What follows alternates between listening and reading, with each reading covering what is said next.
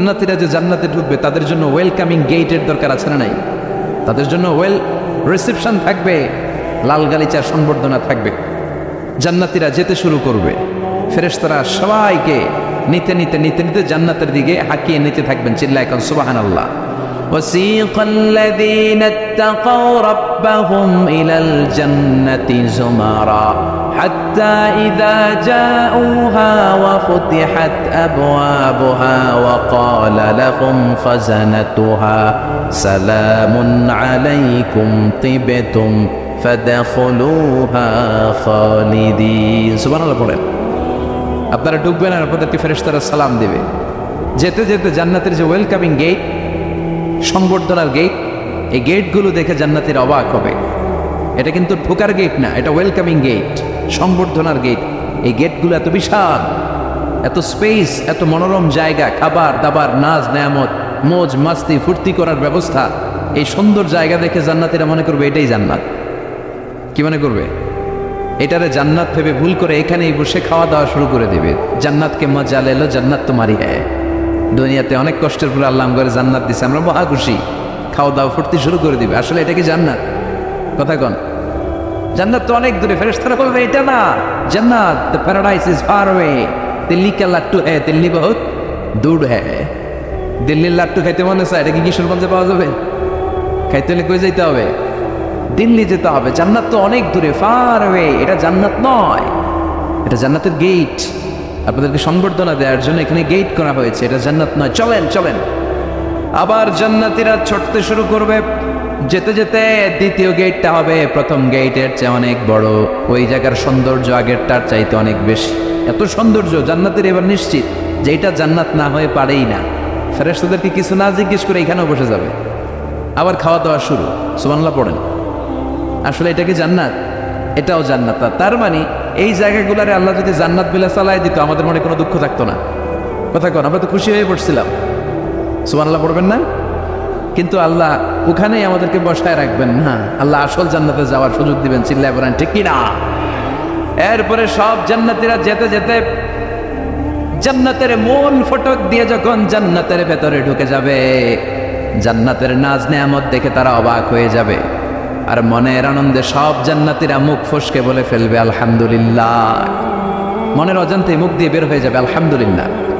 জান্নাতে ঢুকার পর জান্নাতীদের প্রথম কথা কি? আলহামদুলিল্লাহ। দুনিয়াতেও আল্লাহওয়ালারা আল্লাহ কোনো নেয়ামত পেলে কি বলে? তারা যখন জান্নাত পাবে আলহামদুলিল্লাহ বলবে না? وقالوا الحمد لله الذي أورثنا الأرض نتبوأ من الجنة حيث نشاء فنعم أجر العاملين। তারা সবাই বলবে সকল প্রশংসা কার? সব প্রশংসা আমার আল্লাহর, যে আল্লাহ জান্নাতে আমাদের থাকার বন্দোবস্ত করে দিয়েছে। আল্লাহু আকবার। আল্লাহ শুকরিয়া করুন। আল্লাহ শুকরিয়া করে জান্নাতের নাজ নেয়ামত দেখতে শুরু করবে। একটার চেয়ে আরেকটা সুন্দর, একটার চেয়ে আরেকটা সুন্দর। এত সুন্দর অপলক নেত্রে তাকিয়ে থাকবে। এক্সেলেন্ট, যেটা ভাষায় প্রকাশ করা যায় না। আর ভাববে এত সুন্দর হয় কি করে? Awesome, beautiful, eye catching, unparalleled, supercalifragilisticexpialidocious. অসাধারণ ভালো। ভালোর বর্ণনা দিয়ে শেষ করা যাবে। ডানে বায়ে তাকায় দেখা যায় বড় বড় রাজমহল, তাজমহল, খাসমহল, বড় বড় সিংহাসন, বড় বড় পালঙ্ক, বড় বড় সোফা সেটের সারি আছে না নাই?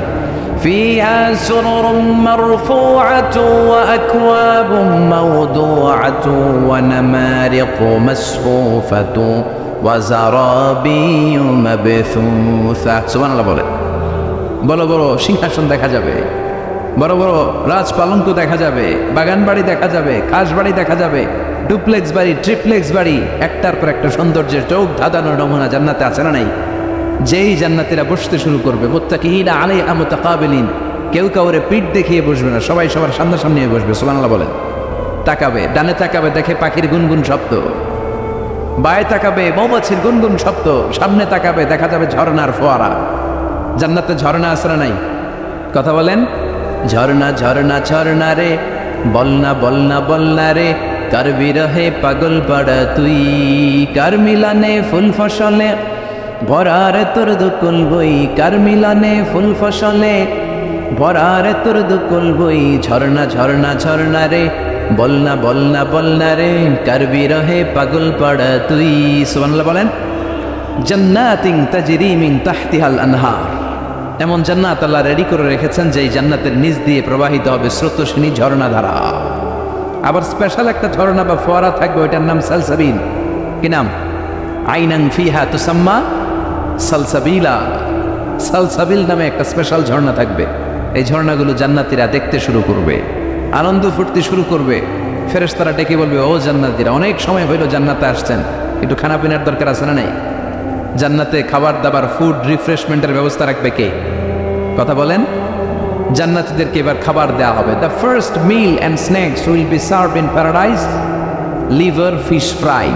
সর্বপ্রথম জান্নাতীদেরকে দেওয়া হবে মাছের ভুনা কলিজা। আউয়ালু তুআম ইয়াকুলুহু আহলুল জান্নাতি ফাজিয়াদাতু কাবিদিল হুত। মাছের ভুনা কলিজা, ভুনা কলিজা পাইয়া জান্নাতীরা খাওয়া শুরু করবে। একটা যদি পাই অমনি ধরে ঘাপুস ঘুপুস শুরু করবে। ঘাপুস ঘুপুস বুঝেন? মানে ইচ্ছে মতো খাওয়া শুরু করবে। ফেরেশতারা বলবে, ইচ্ছা মতো ঘাপুস ঘুপুস করেন না, আইটেম আরো আছে, আইটেম আরো আছে। জান্নাতের বানকিউট হলে এই খাবারের নৈশভোজের আয়োজন হবে। শুরুতেই দেয়া হবে মাছের ভুনা কলিজা, ওইটা পেয়ে ঘাপুস ঘুপুস শুরু। ফেরেশতারা বলবে, ঘাপুস ঘুপুস করেন না, সামনে আরো আছে। যারা বুফে ডিনারে খেয়েছেন, 5 স্টার 7 স্টার হোটেলে যে সেমিনার বা কনফারেন্স হয়, এগুলোর শেষে বুফে খাবার দেয়। কি বলে? বুফেট ডিনার বা বাফেট ডিনার। ওখানে কমসে কম 50 পদের খাওয়া থাকে। কেউ আপনার প্লেটে এসে তুলে দিবে না, আপনার খাবার আপনার নিয়েই খেতে হবে। এটা বলে বুফে খাবার। এর কারণ, কে কোনটা খাবে এরা জানে। খাওয়ান আছে 50 পদের। ওখানে সালাদ থাকবে 5-6 ধরনের, মুরগি, গরু, খাসি, মানে গোশত থাকবে 5-6 ধরনের, মিষ্টি আইটেম থাকবে 5-6 ধরনের, কাবাব থাকবে 5-6 ধরনের, শিক কাবাব, জালি কাবাব, শামি কাবাব, ফ্রাই কাবাব, ঝাল কাবাব, হায়দ্রাবাদি কাবাব, কাশ্মীরি কাবাব। কাবাবের কথা শুনে অনেকের মুখে পানি চলে আসছে। এই একটার পর একটা আইটেম জান্নাতের মধ্যে আপনাদের জন্য রেডি করে রাখবে কে? এজন্য প্রথমে যখন জিয়াদাতু কাবিদিল হুত, মাছের ভুনা কলিজা জান্নাতীদের সামনে দেয়া হবে, জান্নাতীরা ইচ্ছে মতো খেতে শুরু করবে। ফেরেশতারা বলবে, সামনে আরো আছে, সামনে। ওয়ালাহামি তায়রিম মিম্মা ইয়াশতাহুন,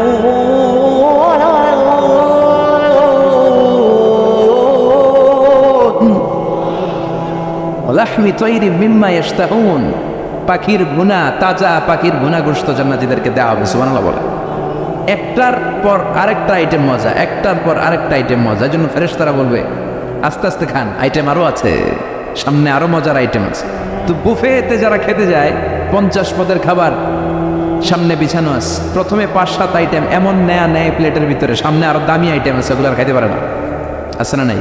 প্রথম 10 আইটেম দিয়ে প্লেট ভরে ফেলছে, ইচ্ছা মতো খাইছে গলা পর্যন্ত। তারপরে সামনে দেখে কবুতরের স্যুপ, এটা খাইতে বড় মনে চায়, কিন্তু পেটে জায়গা আছে। কথা বলেন। জান্নাতীরা প্রথম আইটেমগুলো এমনভাবে খাওয়া শুরু করবে, সামনে অনেক আইটেম করে থাকবে। উকুলুহা দাইম, 24 আওয়ার সার্ভিস। উকুলুহা দাইম, যখন যাবেন, সকালে, দুপুরে, রাতে, মাঝরাতে, ভর দুপুরে খাবার আসরা নাই। আবার রব্বুল আলামিন বলেন, ওয়া ফাকিহাতিন কাসীরাতিন লা মাকতুআতিন ওয়া লা মামনুআ। অঢেল ফল থাকবে, ফলমূল। লা মাকতুআতিন ওয়া লা মামনুআ, শেষ হবে না, কেউ আপনার নিষেধ করবে না। সুবহানাল্লাহ। জান্নাতের আপেল গাছ থেকে টেনে একটা আপেল আপনি ছিঁড়েছেন, যে ডাল থেকে ছিঁড়েছেন মুহূর্তে সেখানে আরেকটা নতুন আপেল গজিয়ে যাবে। ওলা মামনুআ, কোনো নিষেধাজ্ঞা নাই, যতটা মনে চায়।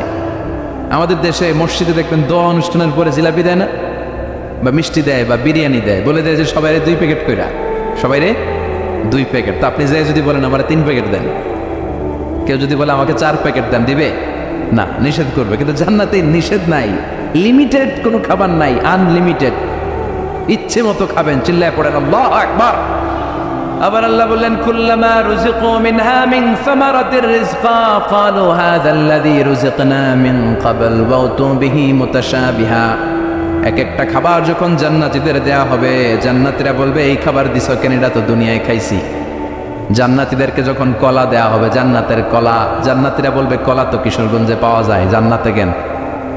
তো কিশোরগঞ্জে খাইছি, জান্নাতেও কি কলা খাবো? অন্য কিছু দাও। ফেরেশতারা বলবে এই কলা ওই কলা না, দুনিয়ার কলা ছিলে ছিলে খাইতে হয়, জান্নাতের কলা ছোলাও লাগবে না, ছোলাতে কামড় দিয়ে দেখো এটা কলার চেয়ে মজা। জান্নাতের ফলমূল ধোয়া লাগে না, কাটা লাগে না, ছোলা খোলা লাগে না, বিচি ফালানো লাগে না, যেদিক দিয়ে খাবেন ওদিক দিয়ে মজা আছে না নাই, ইচ্ছে মতো খাবার দাবারের ব্যবস্থা। এরপরে শুরু হবে ড্রিঙ্কস।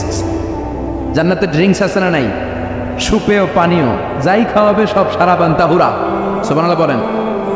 ওয়াসাকাহুম রাব্বুহুম শারাবান তাহুরা। জান্নাতে যত পানীয় আল্লাহ খাওয়াবে সব হবে পবিত্র পানীয়। সুবহানাল্লাহ পড়ে। 4 ধরনের ড্রিঙ্কসের ঝর্ণা থাকবে, পানির ঝর্ণা, দুধের ঝর্ণা, মধুর ঝর্ণা, মদের ঝর্ণা। কটা খাবেন? দুনিয়াতে মদ খাওয়া মুমিনদের জন্য হারাম করেছে কে? ওই আল্লাহ জান্নাতে আমাদেরকে মদ খাওয়াবে। সুবহানাল্লাহ বাড়ি দিকে গোয়েন, ওই আল্লাহ আমাদেরকে মদ খাওয়াবে। জান্নাতের মদে কোনো দুর্গন্ধ হয় না, জান্নাতের মদ খেলে কোনো মাতলামি আসে না। সুবহানাল্লাহ পড়ে। জান্নাতের ফুল বাগানের সুন্দর সুন্দর ফুলগুলোর নির্যাস থেকে যে রস, ফ্লাওয়ার নেকটার, ইংরেজিতে বলে ফ্লাওয়ার নেকটার, পুষ্প রস, ওই রস দিয়ে আল্লাহ এই মদ বানাবে। কোনো দুর্গন্ধ নাই, কোনো মাতলামি নাই, খেলেই প্রাণটা জড়িয়ে যায়। মাসালুল জান্নাতিল্লাতী ওয়াইদাল মুত্তাকুন ফীহা আনহারুম মিন মাইন গায়রি আসিন ওয়া আনহারুম মিন লাবানিন লাম ইয়াতাগায়্যার তা'আমুহু ওয়া আনহারুম মিন খামরিন লাযযাতিন লিশ-শারিবিন ওয়া আনহারুম মিন আসালিন মুসাফফা। সুবহানাল্লাহ পড়েন। 4 ধরনের পানীয়, মিনারেল ওয়াটারের ঝর্ণা, দুধের ঝর্ণা, মধুর ঝর্ণা, মদের ঝর্ণা। সুবহানাল্লাহ পড়েন। দুধ খান তো আপনারা, এই দুধ দেয়া হবে। বিশ্বনবী বলতেন আলাইকুম বি আলবানিল বাকার, তোমরা গরুর দুধ খেও, ফা ইন্নাহা তুরাম্মু মিনাল আশজার, কেননা সবুজ লতা পাতা আর ঘাসের নির্যাস থেকে আল্লাহ এই দুধকে তৈরি করেছে। মিন বাইনি ফারসি ওয়া দামিল লাবানা খালিসান সাইগান লিশ-শারিবিন। গরুর পেটের ভিতরে কেমন করে আল্লাহ দুধ বানালেন? গরু যা খায় এগুলো দিয়ে কিছু হয় রক্ত, কিছু হয় গোবর। এই রক্ত এই গোবরের মাঝখান দিয়ে সাদা ধবধবে মিষ্টি দুধকে ঝরায় কে? বিশ্বনবী দুধ খেতে পছন্দ করতেন, দুধ খেতে বড্ড পছন্দ করতেন। বিশ্বনবীর খাবার তালিকার লিস্টে শীর্ষে ছিল দুধ, শীর্ষে ছিল মধু, শীর্ষে ছিল তরমুজ, শীর্ষে ছিল শশা, ছিল বালাহ খেজুর, রুটি, খাসির গোশতের পাজুর রান। এরপরে বিশ্বনবী মাশরুম খেতে পছন্দ করতেন, মাশরুম। বিশ্বনবী জাইতুন খেতে পছন্দ করতেন, বিশ্বনবী অলিভ খেতে পছন্দ করতেন, তিন খেতে পছন্দ করতেন। গোশত দিয়ে লাউ দিয়ে রান্না করে লাউগুলো বেছে বেছে খেতেন। লাউ খাওয়া কিন্তু সুন্নাত, জানেন? এটা বিষ্ণুবীর পছন্দের খাবার। মুসলমানরা ওই লাউ খায় আর কয় স্বাদের লাউ বানাইলো মরে, আগা খাইলাম ডগা খাইলাম, খাইলাম না ডুগডুগি। তো দুধ খাবেন। আবার ছোট বাচ্চাদের জন্য আল্লাহ তাআলা মায়ের বুকের মধ্যে দুধ দিয়েছে, ঠিক কিনা? 2 বছর আল্লাহ তাআলা আবশ্যক করে দিলেন এই দুধ খাওয়ানো। প্রত্যেকটা বাচ্চার দুনিয়াতে আসার সাথে সাথে মায়ের বুকের ভেতরে যে দুধটা আল্লাহ পাঠায় এটা বলে শাল দুধ। কি বলে? এই শাল দুধের ভেতরে আল্লাহ তাআলা বাচ্চার জীবনের প্রথম প্রাকৃতিক টিকা ফ্রি দিয়ে দিছে। আমরা টিকা কিনা কিনা দেই না, প্রথম টিকাটা ফ্রি, মায়ের বুকের দুধে এটা পাওয়া যায়। চিল্লা এখন সুবহানাল্লাহ। আল্লাহ বলেন জান্নাতের খাবার খাওয়ার পরে ড্রিঙ্কস খাবা, পানির ঝর্ণা, দুধের ঝর্ণা, মধুর ঝর্ণা, মদের ঝর্ণা। শুধু ঝর্ণার মদ খেলেই চলবে না, বোতলের মদও খাওয়ার দরকার আছে না নাই? দুনিয়াতে দেখবেন যারা মদ খায় 4-5টা বোতল দিয়ে ধাক্কা মারে আর বলে চিয়ার্স। কি কয়? হ্যাঁ, চিয়ার্স। এই দুনিয়ায় আমরা করতে পারলাম না, আমরা জান্নাতে যাই করুন। কথা বলেন, জান্নাতেরা বোতল নিয়ে চিয়ার্স। আল্লাহ বলবে ইসকাউ নামের রাহিকুম মাফতুম, সবচেয়ে দামি বোতলের যে মদটা তোদের আমি খাওয়াবো এটার নাম রাহিকুম মাফতুম, খিতামুহু মিস্ক, এটার মধ্যে মিস্ক আম্বরের ফ্লেভার থাকবে। মিজাজুহা কাফুরা, কর্পূরের ফ্লেভার থাকবে। মিজাজুহু মিন তাসনিম, তাসনিমের ফ্লেভার থাকবে। মিজাজুহা সানজাবিলা, জিঞ্জারের ফ্লেভার, আদার ফ্লেভার থাকবে। সুবহানাল্লাহ পড়েন। এরপর আল্লাহ ডেকে বলে গোলাম এই যতগুলো মদের ঝর্ণা, মধুর ঝর্ণা, দুধ, যত সারাবান তাহুরা আমি খাওয়াবো, এগুলো ফেল করে দিবে আরেকটা পানীয়, ওইটার নাম ইন্না আ'তাইনাকাল কাউসার ফাসাল্লি লিরাব্বিকা ওয়ানহার ইন্না শানিআকা হুয়াল আবতার। সুবহানাল্লাহ পড়েন। এই সব পানীয়গুলোরে ফেল করে দিবে হাউজে কাউসারের পানি। আহলা মিনাল আসাল, এটা মধুর চাইতেও মিষ্টি। আবিয়াদু মিনাল লাবান, দুধের চাইতেও সাদা। আবরাদু মিনাস সালজ, বরফের চাইতেও ঠান্ডা। একবার গলা দিয়ে নামলে ওই গলার তৃষ্ণা শেষ। সুবহানাল্লাহ পড়বেন না? ওই জান্নাতে যেতে চাই আমরা। আনন্দের, উৎসবের সব থাকবে, ইচ্ছে মতো খাওয়া দাওয়া, খানা পিনা সবকিছুর ব্যবস্থা রেখে দিবে কে? খাওয়া দাওয়া হইলো, চিয়ার্সও হইলো, এবার একটু ঘোরাফেরার দরকার আছে না নাই? এতক্ষণ হয়েছে জান্নাতে ঢুকছেন, একটু ঘুরবেন না? কথা কন। ঘুরতে হইলে সুন্দর জামা লাগবে না? জান্নাতে তো কোনো জামা কাপড় নাই না? আছে না নাই? ওয়ালিবাসুকুম ফিহা হারির, জান্নাতীদের পোশাক হবে রেশমের তৈরি পোশাক, মেড অফ সিল্ক।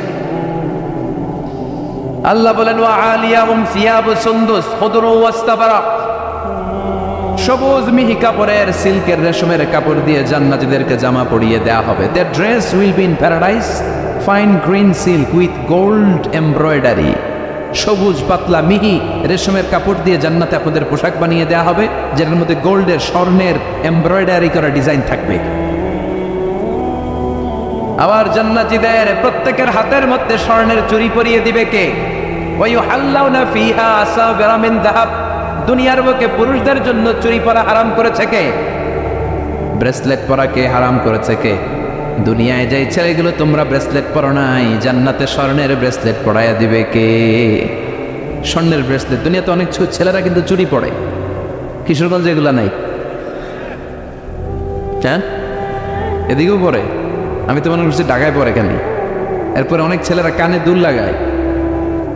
লাআনা রাসূলুল্লাহ আল মুতাশাব্বিহাত মিনান নিসাই বির রিজাল ওয়াল মুতাশাব্বিহিন বির রিজালি বিন নিসা। আর তাদের উপর আল্লাহ লানত, যে ছেলেগুলো মেয়ে সাজতে চায়, যে মেয়েগুলো ছেলে সাজতে চায়, এরকম অবস্থা বাংলার জমিনে আছে না নাই? দুনিয়ার বুকে যে ছেলেগুলো চুরি পরে নাই, ব্রেসলেট পরে নাই, জান্নাতে ঢোকার সময় প্রত্যেকের হাতে স্বর্ণের ব্রেসলেট পরাইয়া দিবে কে? এই ব্রেসলেট পরে এবার আপনারা বেরোবেন, শপিং করার জন্য বেরোবেন। জান্নাতে তো শপিং মল নাই না?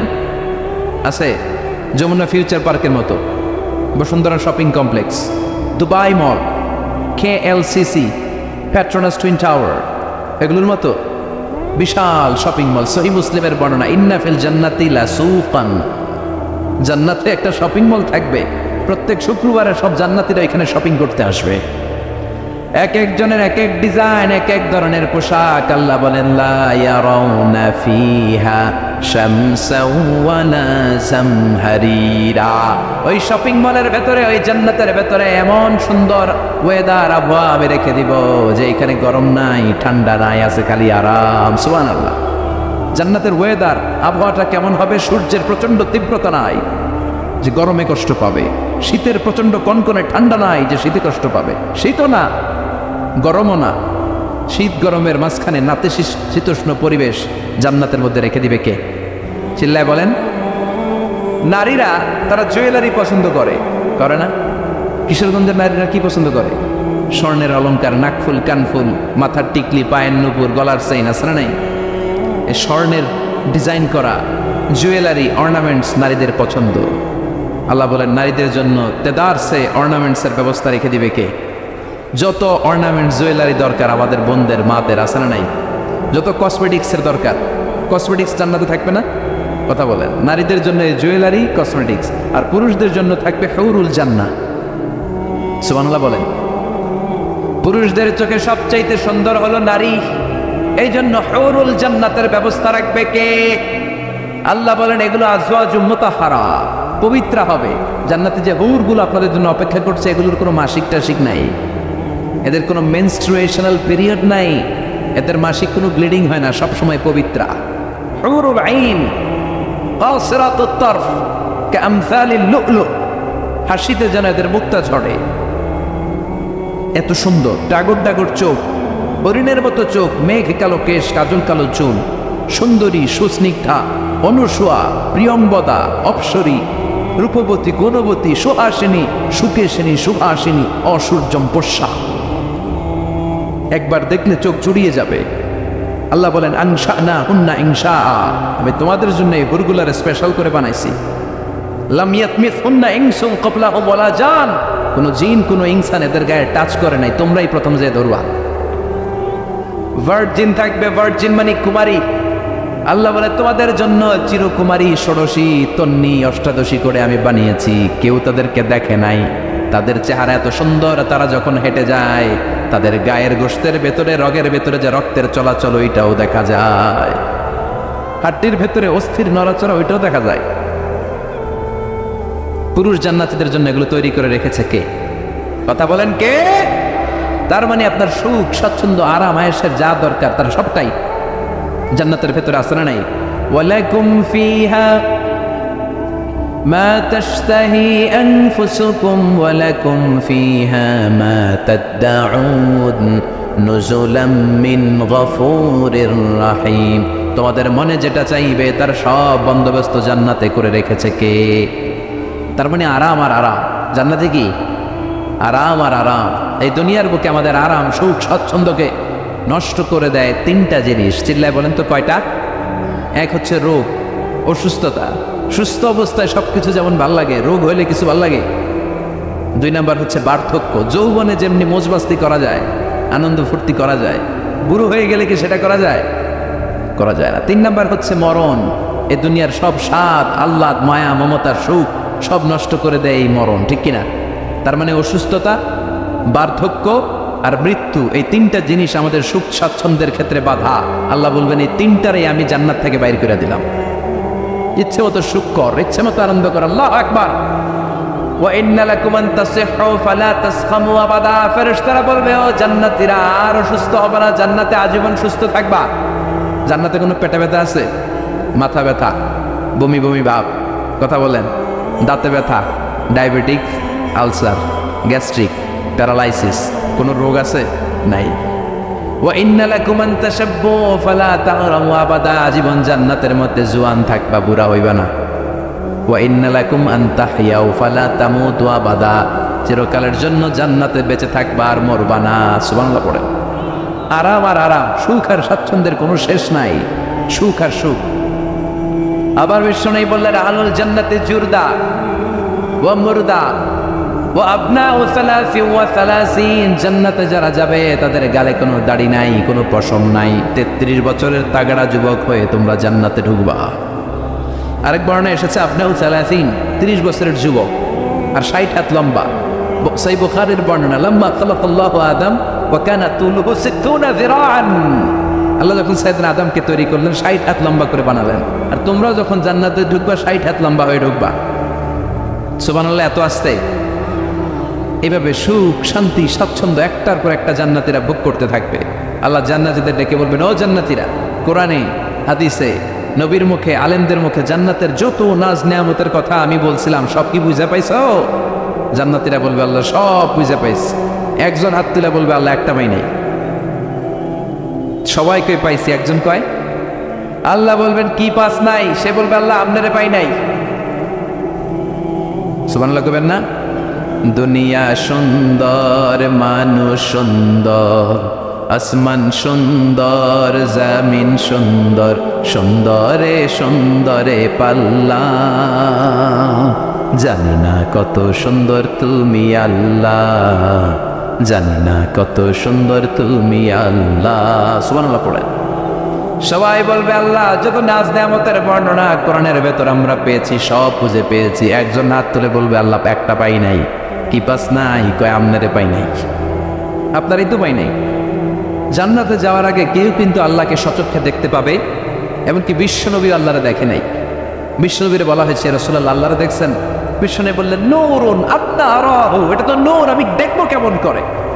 পর্দার অন্তরাল থেকে যা কথা হওয়ার হয়েছে, আতিয়া তোফা যা পাওয়ার পেয়েছেন ওইটা পেয়ে দুনিয়ায় এসেছেন, বিশ্বনবীও দেখে নাই, ঠিক কিনা? এই যে সাইয়েদনা জিব্রাইল আল্লাহর অর্ডার পেয়ে জামিনে নেমে আসে, উনিও দেখে নাই। ওনার লাস্ট এরিয়া হচ্ছে সিদরাতুল মুনতাহা, ওই বর্ডার এরিয়া। ওইখানে কান পেতে আল্লাহর অর্ডারগুলো শোনে আর দুনিয়ায় নেমে আসে। ওয়া ইন্নালি জিবরিলা সিত্তুমিআতি জানাহ। সহিহ মুসলিমের বর্ণনা, জিব্রাইলকে আল্লাহ তাআলা 600 পাখা দিয়েছে। কয়শো? জিব্রাইল বলে এই সিদরাতুল মুনতাহার উপরে 1 ইঞ্চি যদি আল্লাহর পারমিশন ছাড়া আমি উঠতে চাই, আমার পাখাগুলো মুহূর্তে চালিয়ে দিবে কে? এজন্য আল্লাহ বললেন ওযুহু ইয়াউমাইদিন নাদিরা ইলা রাব্বিহা নাদিরা।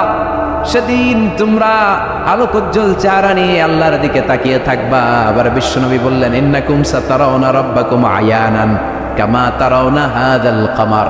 এই যে পূর্ণিমার চাঁদের রাতে, পূর্ণিমার চাঁদটাকে তোমরা যেমনি দেখতে পাও, কিয়ামতের দিন ঠিক এইভাবে চাক্ষুষ আল্লাহরে দেখতে পাবা। দেখতে মন চায় আল্লাহরে? কথা কন, আল্লাহরে দেখতে মনে চায়? ইনশাআল্লাহ সেদিন আমরা দেখতে পাবো। আল্লাহ দেখা দেওয়ার জন্য জান্নাতে বিশাল এক কনফারেন্স রুমের আয়োজন করবে। তার সামনে বসবে লক্ষাধিক নবীরা, সবার সামনে থাকবে বিশ্বনবী সিংহাসন, সিদ্দিকিন, শুহাদা, সালিহিন, এবং আপনারা সবাই বসবেন। ইনশাআল্লাহ পড়েন। এই কনফারেন্সের উদ্দেশ্য হচ্ছে আল্লাহ ওনার নূরের তাজাল্লি, আল্লাহ ওনার গোপন রহস্য জান্নাতীদের সামনে সেদিন প্রকাশ করে দিবেন, দেখাই দিবেন আল্লাহ সেদিন সৌন্দর্য। কতটুকু সময়ের জন্য? মাত্র এক মুহূর্তের জন্য দেখাবেন। নূরের তাজাল্লি কয় মুহূর্ত? নাকি আধা ঘন্টা, 1 মিনিট, 10 সেকেন্ড? না, 1 মুহূর্ত। মুহূর্ত বুঝেন? 1 সেকেন্ডে 1000 ভাগ করলে হয় 1 মাইক্রো সেকেন্ড, 1 মাইক্রো সেকেন্ডকে 1000 ভাগ করলে হয় 1 ন্যানো সেকেন্ড। একটা মুহূর্ত আল্লাহ নূরের ঝলকানি জান্নাতীদের দেখিয়ে দিবে।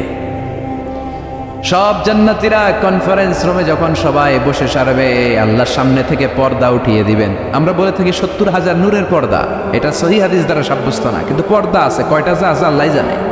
এই পর্দা সরিয়ে আল্লাহ নূরের ঝলকানি জান্নাতীদের সামনে প্রকাশ করে দিবেন। 1 মুহূর্তের জন্য আল্লাহ নূরের ঝলকানি দেখাবেন। সব জান্নাতীরা পাগলের মতো তাকিয়ে থাকবে, তাকিয়ে আছে, কিন্তু সামনে কিন্তু নূরের ঝলকানি আর নাই। কারণ এটা দেখাইছিলেন কয় মুহূর্তের জন্য? 1 মুহূর্ত দেখাই সামনে নাই, কিন্তু কি যে দেখছে ওইটার দিকে তাকিয়ে জান্নাতীরা অপলক নেত্রে, চোখের পলক ফালাবে না, এইভাবে তাকিয়ে থাকবে। সব জান্নাতীরা তাকিয়ে আছে, কিন্তু সামনে কি আল্লাহ নূর আছে? ওটা তো 1 মুহূর্তের জন্য এক ঝলকানি এসেছিল, নাই, কিন্তু তাকিয়ে আছে। এই তাকানোতে কয়েক হাজার কোটি বছর কেটে যাবে, চোখের পলক পড়বে না, শুধু তাকিয়ে থাকবে। কি দেখলাম, কি সৌন্দর্য! লক্ষ লক্ষ কোটি কোটি বছর পরে হুর আর গেলমানরা এসে জান্নাতীদেরকে ধাক্কা মারবে। ওই ধাক্কার চোটে তারা হুঁশ ফিরে পাবে। হুর আর গেলমানরা বলবে, সামনের দিকে কেন তাকিয়েছেন? আল্লাহর নূর তো নাই, আমাদের কাছে আসেন, জান্নাতের ভেতরে আসেন, আমাদেরও কিছু হক আছে না নাই? ওই আনন্দের জান্নাতে যেতে চাই। হ্যাঁ, জিমায় পড়ছেন আপনারা? তাকবীর দেয়া যাবে? জোরে না আসতে? কত জোরে? অনেক জোরে।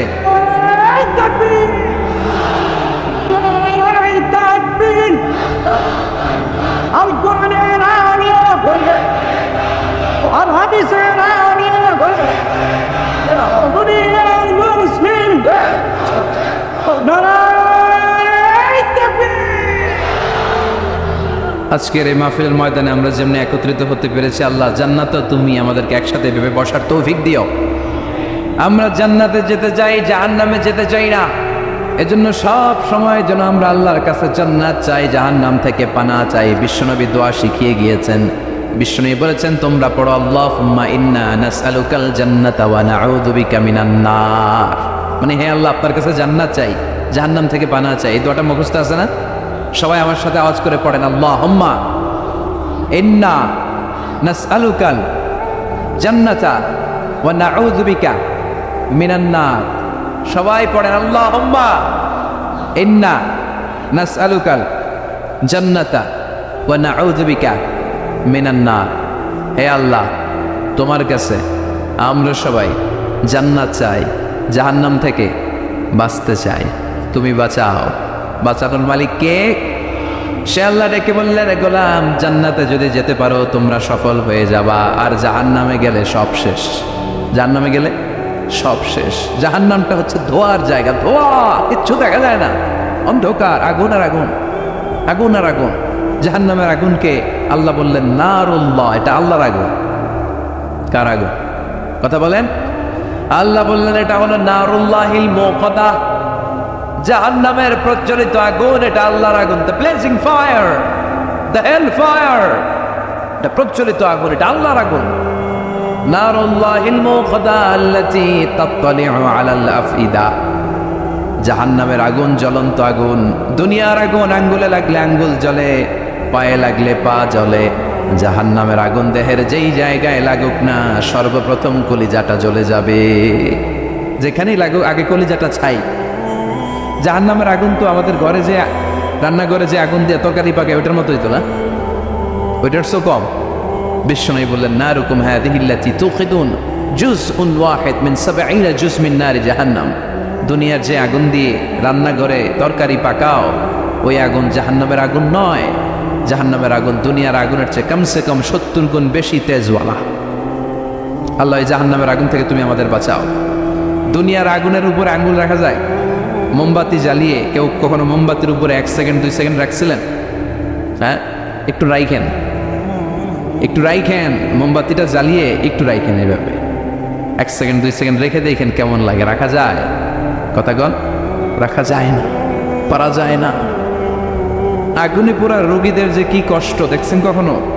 হসপিটালের বার্ন ইউনিটে যাবেন, হসপিটালের বার্ন ইউনিটে আগুনে পোড়া রোগীদের সেবা দেওয়া হয়। এদের বেশিরভাগ মারা যায়, চিকিৎসা কিছুদিন পরে মরে যায়। ওদের যে কি জ্বালা! রক্তের অনেকগুলো উপাদান আছে, হিমোগ্লোবিন, শ্বেতকণিকা, তারপরে লাল কণিকা, সাদা কণিকা, এরপরে আছে প্লেটলেস, এরপরে একটা উপাদান আছে প্লাজমা। আগুনে পোড়া রোগীদেরকে বাঁচাতে হলে এই প্লাজমা লাগে। এই প্লাজমাকে কত সেন্টিগ্রেড তাপমাত্রা নামিয়ে ঠান্ডা করে পুশ করা হয়। বার্নি ইউনিটে গেলে দেখবেন যে ওদের কি চিৎকার, ওদের কি জ্বালা! এই রোগীগুলো সহজে বাঁচে না। দুনিয়ার আগুন লেগে ওদের দেহ ঝলসে যায় এই অবস্থা।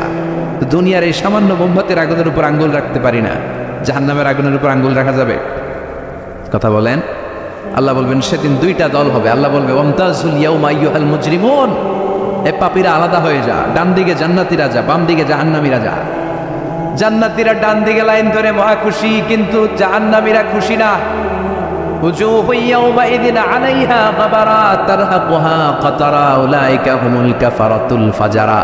সেদিন তাদের চেহারাগুলো কালো থাকবে। দুনিয়ার বুকে তাদের দাপটের কোনো শেষ ছিল না, কিন্তু ওই দিন ওদের দাপট ওরে বাঁচাতে পারবে না। দুনিয়ার বুকে ছিল দাপট, রংবাজি, মাস্তানি, টেন্ডারবাজি আর ধর্ষণে এরা সেঞ্চুরি করতে চিল্লায় বলেন ঠিক কিনা? দুনিয়ার বুকে গাদ্দারি, ইসলামের বিরুদ্ধে অবস্থান, কোরআনের বিরুদ্ধে অবস্থান, শাহজাপাগের মঞ্চে ওঠে গরম গরম ভাষণ, সবসময় ইসলামের বিপক্ষে, সবসময় কোরআনের বিপক্ষে, সবসময় বিশ্বনবীর বিপক্ষে, ঠিক কিনা? আজকে ওদের কেল্লা ফতে, আজকে সব গুমর ফাঁস হয়ে যাবে, আজকে সব প্রকাশ পেয়ে যাবে। ওই দিন চেহারাটা ওদের কালো করে দিবে কে? নিজের কপালে নিজে আঘাত করবে আর বলবে ইয়াকুনু ইয়া লাইতানি কদ্দামতু লি হায়াতি। আরে দুনিয়ায় কেন নামাজ পড়লাম না, কেন এই কোরআনের দাওয়াতগুলোতে গেলাম না? কত তাফসির মাহফিল হলো, কত নামাজের আহ্বান করা হলো, কত কোরআনের ডাক আসলো, একটাতেও কেন গেলাম না? কেন ইসলামের বিপক্ষে ছিলাম, কেন কোরআনের বিপক্ষে ছিলাম, কেন নবীর বিপক্ষে ছিলাম? এগুলো বলে নিজের কপালে নিজে মারবে, কিন্তু এতে কোনো লাভ হবে? কথা বলেন। আল্লাহ বলবেন ওদের ধর, খুযূহু ফাগুল্লুহু সুম্মাল জাহিমা সাল্লু সুম্মা ফি সিলসিলাতিন ৭০ যিরাআন ফাসলুকু। আল্লাহ বলবেন ধর, শিকল বন্দি কর, ওই দেখা যায় জাহান্নাম করছে যে গড়গড়, এদেরকে ধর, শিকল বন্দি কর। দুনিয়াতে অনেক বাহাদুরি তারা করেছে, আজকে শিকল বন্দি কর। ধর বলার সাথে সাথে সবগুলো দৌড়ে জান্নাতীদের পিছনে লুকাতে যাবে, জান্নাতীদের পেছনে মাথা গোজাতে যাবে। কিন্তু জান্নাতীদের চেহারারে সেদিন পূর্ণিমার চাঁদের মতো উজ্জ্বল বানিয়ে দিবে কে? আর জাহান্নামীদের চেহারাগুলোরে কুচকুচে কালো বানিয়ে দিবে কে? এই ভাই, তোমার নাম কি?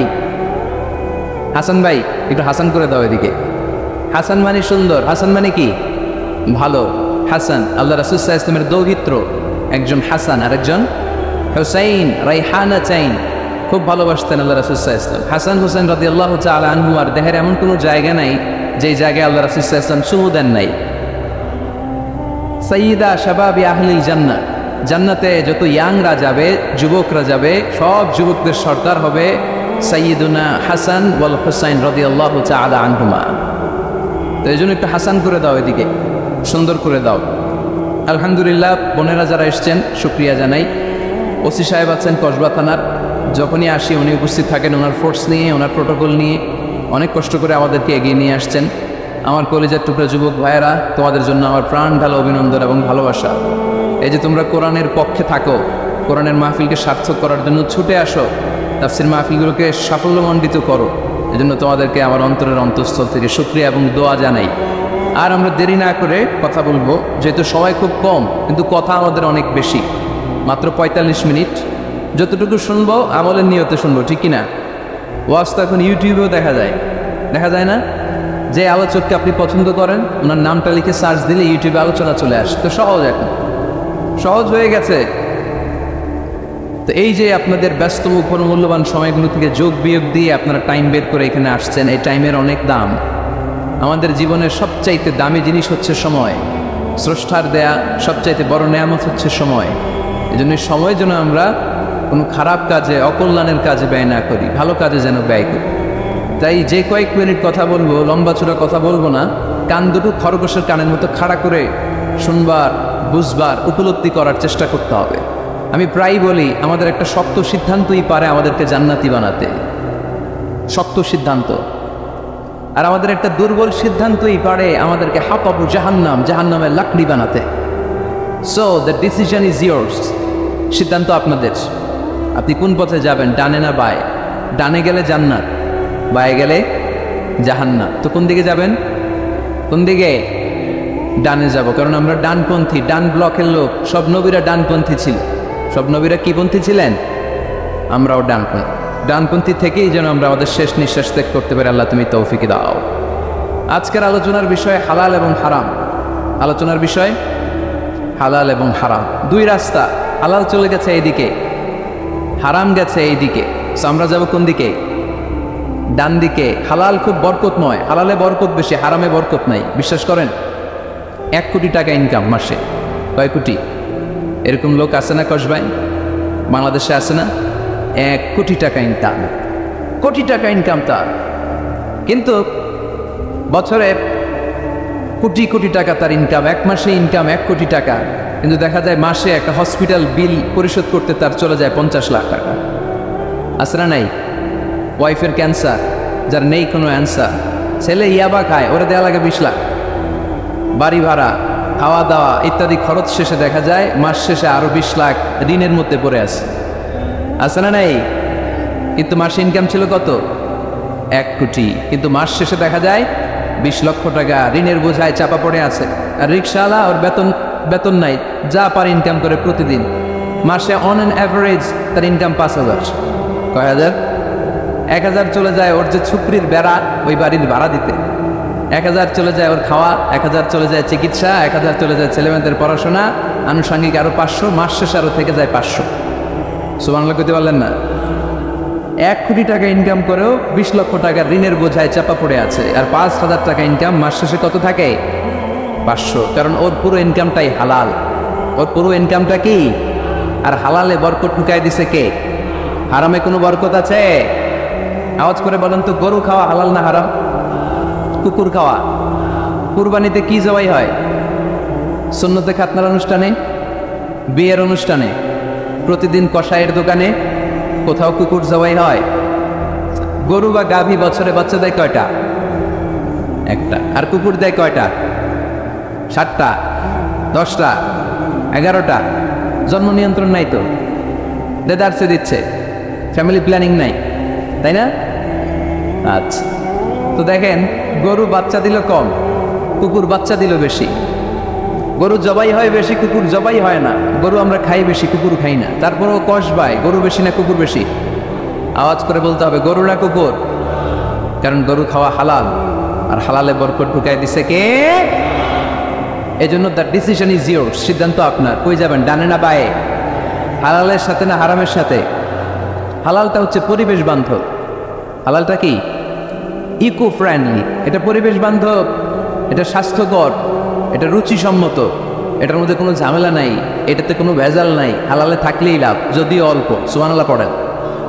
এজন্য রব্বুল আলামিন বলেন, ইয়া আইয়ুহান নাসু কুলু মিম্মা ফিল আরদি হালালান তাইয়্যিবা ওয়া লা তাত্তাবিউ খুতুওয়াতিশ শাইতান ইন্নাহু লাকুম আদুউম মুবিন। ওই মানুষেরা শোনো শোনো, এই জমিনের ভেতরে যেটাকে আমি হালাল করেছি, যেটাকে আমি পবিত্র করেছি, ওইটা খাও, ওইটা গ্রহণ করো। হারাম খেও না, হারাম অর্জন করো না, হারামের কাছেও যেও না, শয়তানের পদাঙ্ক অনুসরণ করো না। জেনে রেখো শয়তান হলো তোমাদের প্রকাশ্য দুশ্মন। ঠিক কিনা? আদুবুল মুবিন। শয়তান আমাদের প্রকাশ্য দুশ্মন। সে হারামকে আমাদের কাছে চাকচিক্যময় করে তুলে। সে বুঝাতে চায় হারামের মধ্যে আরাম, আসলে হারামে আরাম আছে, হালালের মধ্যে বরকত। এজন্য আমরা সবসময় হালাল অবলম্বন করবো। রাজি আছেন তো? কিন্তু আমরা যদি আমাদেরকে প্রশ্ন করি, আমাদের ব্যবসায়, আমাদের চাকরিতে, আমাদের লাইফ লিডিং সিস্টেমে আমরা কি শুধু হালাল খাই? কি খাই? হালালও খাই, সুযোগ পাইলে একটু যদি পাই অমনি ধরে ঘাপুস ঘুপুস। সুযোগ পাইলে কি ঘাপুস ঘুপুস, ঘাপুস ঘুপুস করা যাবে না। অনেকে আবার আছে দেখবেন খাওয়ার ক্ষেত্রে হালাল খোঁজে। খাওয়ার ক্ষেত্রে আমি অনেক লোক দেখেছি। থাইল্যান্ডে আমি গেলাম, দেখি যে তার ব্যাপারে জানি যে সরকারি চাকরি করে লক্ষ লক্ষ টাকা দুই হাতে কামায়, এমনি গাছেরটাও খায় তলারটাও কুড়ায়। আছে না নাই? তো ইচ্ছে মতো ডানে বাই ইনকাম করে, হালাল হারাম দুইটাই খায়। কিন্তু থাইল্যান্ডে যে হালাল খাবার খুঁজতেছে, কি খুঁজতেছে? ওখানে যে জিজ্ঞেস করে যে এই দোকানে কি পর্ক আছে, পর্ক থাকলে খাবো না। পর্ক মানে হচ্ছে শুকরের চর্বি, শুকরের গোশত বা চর্বি মেশানো কোনো খাবার উনি খাবে না, কারণ এটা হারাম। আর ঘুষ যে খায় এটা খুব হালাল। এরকম ডাকাইতে আছে না নাই? তাহলে আমাদের মুসলমানদের সবচেয়ে বড় সমস্যা হচ্ছে আমরা খাওয়ার ক্ষেত্রে হালাল খুঁজি, কিন্তু ইনকামের ক্ষেত্রে ওই জিনিসটা খুঁজি না। এরকম আছে না নাই? না। Your food should be halal, your drink should be halal, your income should be halal, your dress up, your fashion should be halal, and your entertainment should be halal. আপনার পোশাক হতে হবে হালাল, আপনার খাদ্য হতে হবে হালাল, আপনার উপার্জন হতে হবে হালাল, আপনি যে বিনোদন করছেন এই বিনোদনটাও হতে হবে হালাল। চিল্লায় বলেন ঠিক কিনা? হালাল বিনোদন লাগবে, হালাল ড্রেস আপ লাগবে। ছেলেরা কি স্বর্ণ পড়তে পারবে? ছেলেরা কি সিল্কের জামা পড়তে পারবে? আমরা সিল্কের জামা পড়ি না, এটা আমাদের জন্য হারাম করেছে কে? ছেলেরা জুয়েলারি পড়তে পারবে? গলায় চেন পড়তে পারবে? হাতে ব্রেসলেট দিতে পারবে? আছে না নাই? এখানেও অনেকের আছে না নাই? দেয়া যাবে? অনেক ছেলে দেখবেন আবার কানের মধ্যে ছিদ্র করে। কসবায় মাশাআল্লাহ এগুলা নাই। আমি বাসায় দেওয়ার জন্য কইলাম নাই, আবার ওরা কয় আছে। আছে আছে না, এগুলো করা যাবে? দাড়িতে চুলে কালো রং দেয়া যাবে? এটা ধোঁকাবাজি। এটা কি? মান গাশশানা ফালাইসা মিন্না। আল্লাহর হাবিব সাল্লাল্লাহু আলাইহি ওয়াসাল্লাম বললেন, the person who deceives us he is not among আস। যে আমাদেরকে ধোঁকা দেয় সে কখনো আমার উম্মত হতে পারে। মদিনার খেজুরের বাজার ভিজিট করতে গেলেন আল্লাহর হাবিব সাল্লাল্লাহু আলাইহি ওয়াসাল্লাম, অডিট করতে গেলেন। যে খেজুরের স্তূপের ভেতরে আল্লাহর হাবিব সাল্লাল্লাহু আলাইহি ওয়াসাল্লাম হাত ঢুকায় দিয়ে দেখলেন ভিতরে পানি, উপরে শুকনা খেজুর, ভিতরে ভিজা খেজুর। আল্লাহর হাবিব সাল্লাল্লাহু আলাইহি ওয়াসাল্লাম বললেন, ঘটনা কি? ভিজা কেন? ব্যবসায়ী বলতেছে বৃষ্টি হয়েছিল। কি হয়েছিল? তো বৃষ্টি হইলে তো তার নমুনা সব জায়গায় থাকবে। তখন আল্লাহর হাবিব সাল্লাল্লাহু আলাইহি ওয়াসাল্লাম দাঁড়িয়ে বলেছিলেন, খবরদার, মান গাশশানা ফালাইসা মিন্না। যে আমাদেরকে ধোঁকা দেয় সে আমাদের দলভুক্ত হতে পারে না। এজন্য আমরা যেন কাউরে ধোঁকা না দেই, আমরা যেন হারামের সাথে সম্পর্ক জুড়ে না দেই। আমাদের সম্পর্ক হবে হালালের সাথে। চিল্লায় বলতে হবে কিসের সাথে? আজকের মাহফিলটা তখনই সার্থক হবে যখন এই কথাগুলো শুনে আমরা এই সিদ্ধান্তে উপনীত হতে পারবো যে আমার ফুড, আমার ড্রিঙ্কস, আমার ইনকাম, আমার ড্রেস আপ, আমার এন্টারটেইনমেন্ট, আমার সব কিছু হালাল দিয়ে আমি সাজাবো। আমার জীবনটাকে আমি হালাল দিয়ে সাজাবো। রাজি আছি না নেই? সব হালাল হইতে হবে। নারীদের ফ্যাশন, অনেক নারীরা ফ্যাশন সচেতন। খবরদার, নারীরা টাইট ফিটিং পোশাক পরতে পারবে না। পারবে? পাতলা পোশাক পরতে পারবে না। তারা নিজেদেরকে আবৃত করে রাখতে হবে। টাইট ফিটিং পোশাক পরতে পারবে না, অন্য ধর্মের পোশাক পরতে পারবে না, পর চুলা লাগাতে পারবে না। এই ফোর কর্নার্স, এই বর্ডারগুলো মেনে নারী যে কোনো ধরনের ফ্যাশন নিতে পারে। এই ফ্যাশনগুলোকে বৈধ করেছে কে? এজন্য রাব্বুল আলামিন বলেন, ইয়া আইয়ুহান নাসু কুলু মিম্মা ফিল আরদি হালালান তাইয়্যিবা ওয়া লা তাত্তাবিউ খুতুওয়াতিশ শাইতান ইন্নাহু লাকুম আদুউম মুবিন। সুবহানাল্লাহ পড়ে। ওহে মানুষেরা, এই জমিনে যেটা পবিত্র আর হালাল বলে আমি ঘোষণা দিয়েছি সেটা খাও, কারণ সেটাতেই বরকত। আর শয়তানের পদাঙ্ক অনুসরণ করো না, কারণ শয়তান তোমাদের প্রকাশ্য শত্রু। কথাটা বলেছেন কে? তাহলে আমরা হালালের পক্ষে না বিপক্ষে? এই আপনাদের দলের আওয়াজ। হালালের পক্ষে না বিপক্ষে? হারামের পক্ষে না বিপক্ষে? আমরা আমাদের জীবনটা হালাল দিয়ে সাজাতে চাই কি চাই না? কারণ হালালে বরকত ঢুকাই দিছে কে? কিভাবে আপনার জীবনের প্রতিটি অঙ্গনকে হালাল দিয়ে সাজাবেন, কিভাবে এই হারাম থেকে বেঁচে থাকবেন, এর কিছু মূলনীতি আছে, some principles, you have to follow it. এই প্রিন্সিপালগুলো যদি খেয়াল করেন তাহলে হালাল দিয়ে জীবন সাজানো সহজ। আর এই প্রিন্সিপালে মূলনীতিতে যদি ভেজাল লাগাই দেন তাহলে সব জায়গায় ভেজাল আছে না নাই? আজকে এই চমৎকার দুপুরে আমরা হালাল হারামের মূলনীতির ব্যাপারে কয়েকটি কথা শুনে বিদায় নিব ইনশাল্লাহ। পড়ে হালাল এবং হারামের প্রথম মূলনীতি হচ্ছে আল আসলু ফিল আশিয়াই আল ইবাহা।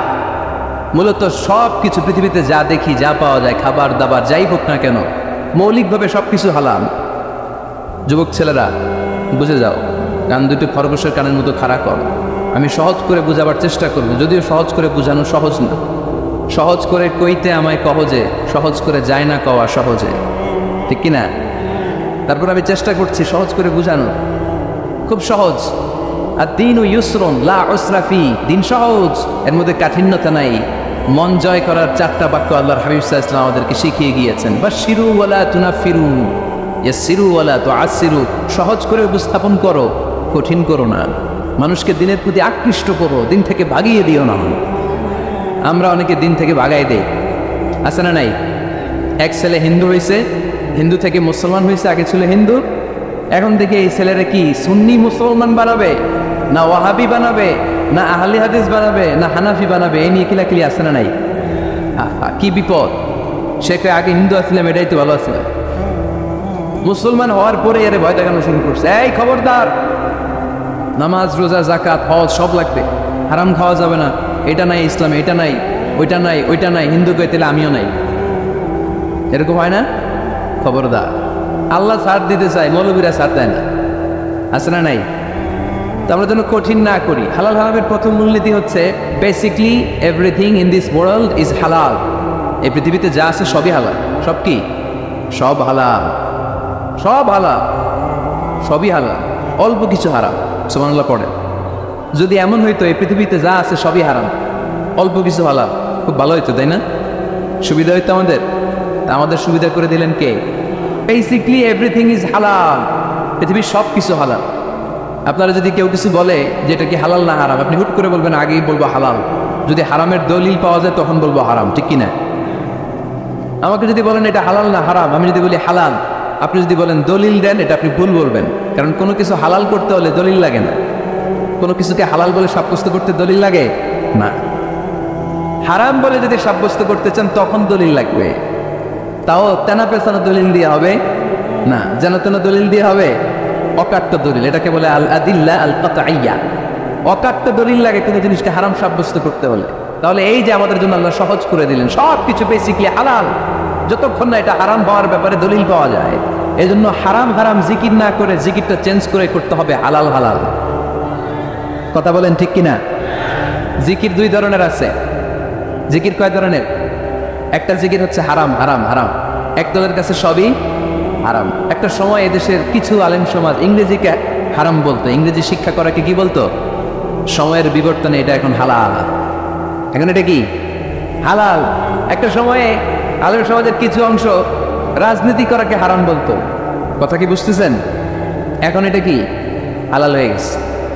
ইসলামী ব্যাংকিংকে হারাম বলতো একটা সময়, যে না, কোনো ফিনান্সিয়াল ট্রানজাকশন এই সিস্টেমে ব্যাংকিং এটা ইসলামে জায়েজ না, এটা হারাম হারাম, কারণ ওদের জিকির কি? কথা কয় না? হারাম হারাম হচ্ছে এদের জিকির। একটা সময় ইসলামিক ব্যাংকিং হারাম ছিল, এখন এটা কি হয়ে গেছে? তার মানে এখনো অনেক কিছু এদের কাছে হারাম। সময়ের বিবর্তনে, কালের আবর্তনে এদের মুখ দিয়ে এগুলো একদিন হালাল হয়ে বের হবে। চিল্লায় বলেন ঠিক কি না? এজন্য এই পৃথিবীর সবকিছু মূলত হালাল, যতক্ষণ না হারাম হওয়ার ব্যাপারে দলিল না পাওয়া যায়। হারাম করতে হলে দলিল লাগে, হালাল বানানোর জন্য দলিল লাগে না। আবার যেন তেন কোনো দলিল দিয়ে, ঠুনকো কোনো দলিল দিয়ে কোনো জিনিসকে হারাম করা যায় না। হারাম করতে হলে অকাট্য দলিলের প্রয়োজন হয়। কথা বুঝতে পেরেছেন? প্রথম মূলনীতি ক্লিয়ার সবার কাছে? আল্লাহর হাবিব সাল্লাল্লাহু আলাইহি ওয়াসাল্লাম বলতেন, হালাকাল মুতানাত্তিউন, যারা মুতানাত্তিউন তাদের ধ্বংস, তাদের উপর আল্লাহ লানাত। সাহাবারা বললেন, ইয়া রাসূলুল্লাহ, ইয়া হাবিবাল্লাহ, মান হুমুল মুতানাত্তিউন? মুতানাত্তিউন কারা? যাদের উপর আপনি লানত দিলেন, যাদের ধ্বংসের কথা বললেন। বিশ্বনবী বললেন, আল্লাহর দেয়া হালাল বিষয়কে যারা সমাজের মধ্যে হারাম বলে প্রচার করে তারাই হলো সমাজের মুতানাত্তিউন। নাউজুবিল্লাহ পড়ো। قل من حرم زينة الله التي أخرج لعباده والطيبات من الرزق। এজন্য আল্লাহ ডেকে বললেন, খবরদার, কে আছে সমাজের মধ্যে আমার দেয়া হালাল সাজসজ্জাগুলোকে, পবিত্র জিনিসগুলোকে হারাম বলে ফতোয়া তুলে, তাদের উপর আমার লানত। খবরদার, আল্লাহ যেটাকে হালাল বলছে এটাকে হারাম বলার স্পটটা দেখাবেন। এটাকে হারাম বলা যাবে? তারতিলের সাথে পড়বেন, ওয়ারাত্তিলিল কুরআন তারতিলা। কার কথা? তারতিলের সাথে পড়বেন, তাজবিদের সাথে পড়বেন, ধীরস্থির ভাবে পড়বেন।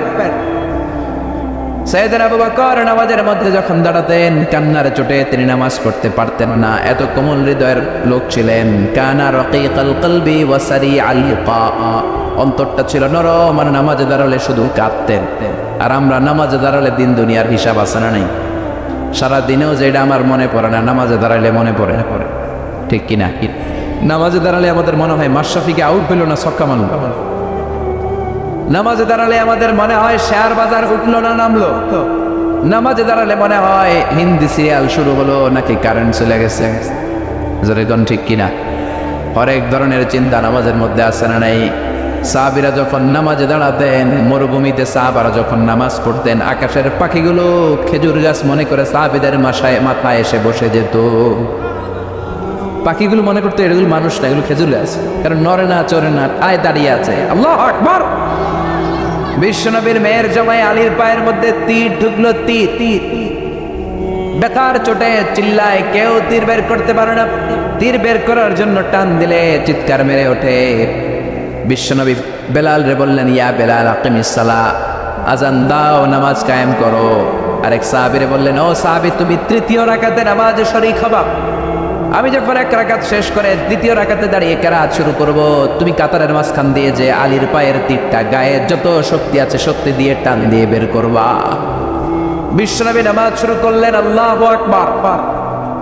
প্রথম রাকাত পড়লেন, দ্বিতীয় রাকাতে যখন দাঁড়ালেন, ওই সাহাবী কাতারের মাঝখান দিয়ে যে সাইয়েদনা আলীর পায়ের ওই তীর টান দিয়ে বের করেছে, ফিনকি দিয়ে রক্ত বের হয়েছে। নামাজ শেষ, সাইয়েদনা আলী নামাজের মধ্যে টের পায় নাই, নামাজের পর চিল্লাচিল্লি শুরু পায়ের ব্যথায়। বললেন, এত রক্ত কেন, আর আমার পায়ের তীর কোথায়? বিশ্বনবী বললেন, আলী, আমি এক সাহাবীকে তীর খুলতে বলেছি, কারণ আমি জানি তুমি যখন নামাজে দাঁড়িয়ে যাও, দিন দুনিয়ার কোনো হুঁশ তোমার তখন থাকে না। তোমার অন্তরটা আল্লাহর আরশে চলে যায়। নামাজের আগে টানাটানি করে লাভ হয় নাই। নামাজ পড়া অবস্থায় তুমি এমন ধ্যানের ভেতরে চলে গিয়েছো, তোমার পা থেকে জোর করে তীর বের করা হয়েছে, ফিনকি দিয়ে রক্ত বের হয়েছে, নামাজের জায়গায় রক্তের সয়লাভ, কিন্তু এক বিন্দুর জন্য তুমি টের পাও নাই রে আলী। সুবহানাল্লাহ। আমাদের নামাজ কেমন নামাজ? আমরা নামাজও পড়ি আবার দাঁড়িয়েও চুলকাই, আছে না নাই? মসজিদের ডানে বায়ে জানলা থাকলে নামাজও পড়ি আবার জানলা দিয়ে ভেবে তাকাই, আছে না নাই? নামাজও পড়ি, মসজিদের ঘড়ির দিকেও তাকাই, কয়টা বাজে। এরকম মুসল্লি আছে না নাই? বিশ্বনবী বললেন, সল্লু সলাতা মুআদ্দিয়া, বিদায়ী নামাজ পড়। প্রত্যেক সময় যখন নামাজে দাঁড়াবেন ভাববেন, হতে পারে এটাই আমার জীবনের শেষ নামাজ। পারফর্ম দ্য সালাহ as if this is your last and final prayer. মনে করবেন এটাই হতে পারে আমার ফাইনাল, আমার লাস্ট প্রেয়ার, শেষ নামাজ। আজকে যে মাহফিল শেষ করে বাসায় যাইতে পারবো গ্যারান্টি আছে? আর 10 মিনিট যে বাঁচবো গ্যারান্টি আছে? তো নামাজে যখন দাঁড়াবেন এটা চিন্তা করতে সমস্যা কি? আমার তো কোনো গ্যারান্টি নেই। হতে পারে এটাই জীবনের শেষ নামাজ। এই জন্য নামাজের ব্যাপারে যত্নবান হন। এখন মসজিদ হয়েছে কিন্তু মুসল্লি নাই, জোরে কোন ঠিক কিনা? এ নামাজি আমার ঘরে নামাজে পড়ো আজ, দিলে মে তোমার চরণ তলে হৃদয় যায় নামাজ। এ নামাজি আমার ঘরে নামাজ পড়ো আজ, দিলে মে তোমার চরণ তলে হৃদয় যায় নামাজ। আল্লাহু আকবার। মসজিদ আল্লাহর কাছে কেঁদে কেঁদে বলে, রব্বুল আলামিন, মসজিদের মধ্যে টাইলস হয়েছে, এয়ার কন্ডিশন হয়েছে, বিউটিফিকেশন হয়েছে, লাইটিং হয়েছে, ফাইটিং হয়েছে, কিন্তু মুসল্লি বাড়ে নাই, ঠিক কিনা? সিনেমার হলের মধ্যে ভিড় আছে না নাই? ক্রিকেট খেলার স্টেডিয়ামে ভিড় আছে না নাই? ঈদের আগের দিন চাঁদ রাতে শপিং মলে ভিড় আছে না নাই? মেলা যখন হয় মেলার ভিতরে ভিড় আছে না নাই? কিন্তু মসজিদের ভিতরে কোনো ভিড় নাই, ঠিক কিনা? প্রথম কাতার পুরা হয় না, ফজরের নামাজ এরকম আছে না নাই? এজন্য সবার আগে নামাজ, সবার আগে কি? আউয়ালু মা ইউহাসাবু বিল আবদু ইয়াউমাল কিয়ামাতি আস-সালাহ। কিয়ামতের দিন সর্বপ্রথম যে জিনিসটার হিসাব হবে সেটা সালাত। সালাত সোজা হইলে সব সোজা করে দিবে কে? সালাতে কায়েম করো, সালাতে কায়েম করো, হবে সম্মানী তুমি, হবে জান্নাতি তুমি, হবে সম্মানী তুমি, হবে জান্নাতি তুমি, দিবে কাল হাসরে শীতল ছায়া আর সে আজিব। রব্বিয়াল আলা, রব্বিয়াল আজিম, রব্বিয়াল আলা, রব্বিয়াল আজিম। পড়েন আল্লাহু আকবার। এজন্য নামাজ যেন আমাদের হয় সাইয়েদনা আবু বকরের মতো। উনি ছিলেন কোমল হৃদয়ের অধিকারী। কোনদিন ওনার খেলাফতের আমলে কাউরে ধমক দেন নাই, রক্তচক্ষু দেখান নাই, সবার সাথে কোমল আচরণ করেছেন। এজন্য বিশ্বনবী বলতেন আরহামু উম্মতি বি উম্মতি আবু বকর। আমার সাহাবা আবু বকর তিনি হলেন আমার উম্মতের মধ্যে সবচাইতে রহম দিল, কোমল হৃদয়ের। জোরে কোন ঠিক কিনা? দুই নম্বরে বিশ্বনবী বললেন ওয়াশাদ্দুহুম ফি আমরিল্লাহি উমর। আল্লাহর দ্বীনের ব্যাপারে সবচেয়ে কঠোর ছিল কে? আর জোরে বলেন কে? আল্লাহর দ্বীনের ব্যাপারে কোনো কথা নেই, ওনার মুখের আগে হাত চলত, মুখের আগে লাঠি চলতো। আমরা একামত দিলে ইমাম সাহেবরা কিবলামুখী হয়ে দাঁড়িয়ে থাকি, আর একামত চলার সময় সাইয়েদনা ওমর মুসল্লিদের দিকে তাকায় থাকতেন। কার পা বাঁকা, বাঁকা হইলে লাঠির বাড়ি আছে না নাই? এখনো যদি বাংলার জমিনে জায়গা মতো লাঠির বাড়ি দেওয়া যেত, সবাই সোজা করে দিত কে? লাঠির বাড়ি নাই, ওই ওমরের বাড়ি নাই, তো এই জন্য এত টেন্ডারবাজি, চাঁদাবাজি, দুর্নীতি, হত্যা, গুম, ঠিকই না? আবার বিশ্বনবী বলতেন লা নাবিয়্যা বা'দি ওয়ালা রাসূলা। আমার পরে কোনো রাসূল নাই, আমি নবীর পরে কোনো নবীও নাই। তবে লাউ কানা বা'দি নাবিয়্যুন লাকানা ওমর। আমার পরে যদি নবী হওয়ার যোগ্যতা কারো থেকে থাকে, আমার ওমরের মধ্যে ওই যোগ্যতা আছে। প্রভু তুমি বলেছ রাসূল দেবে না, বলনি দেবে না ওমর, বলনি দেবে না হামজা তারি, খালি দিবি জয়ী সমর। প্রভু তুমি বলেছ রাসূল দেবে না, বলনি দেবে না ওমর, বলনি দেবে না হামজা তারি, কালি দিবি জয়ী সমর। প্রভু তুমি বলেছ রাসূল দেবে না। আল্লাহু আকবার।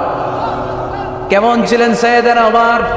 বিশ্বনবী বলতেন আল্লাযী নাফসি বিয়াদিহি মা সালাকাকা আশ-শাইতানু ফাজ্জান সালিকান ইল্লা সালাকা ফাজ্জান গায়রা ফাজ্জিক। ও ওমর, শয়তান যদি তোমারে কোনো রাস্তা দিয়ে আসতে দেখে, শয়তান ওই রাস্তা রেখে দিয়ে অন্য রাস্তা দিয়ে হাঁটে। কথা বুঝেন নাই? নাই। ওমরে ফারুককে যদি শয়তান দেখতো যে এই রাস্তা দিয়ে আসতেছে, শয়তান এই রাস্তা থেকে আরেক রাস্তা দিয়ে হাঁটতো, চিল্লায় করেন আল্লাহু আকবার।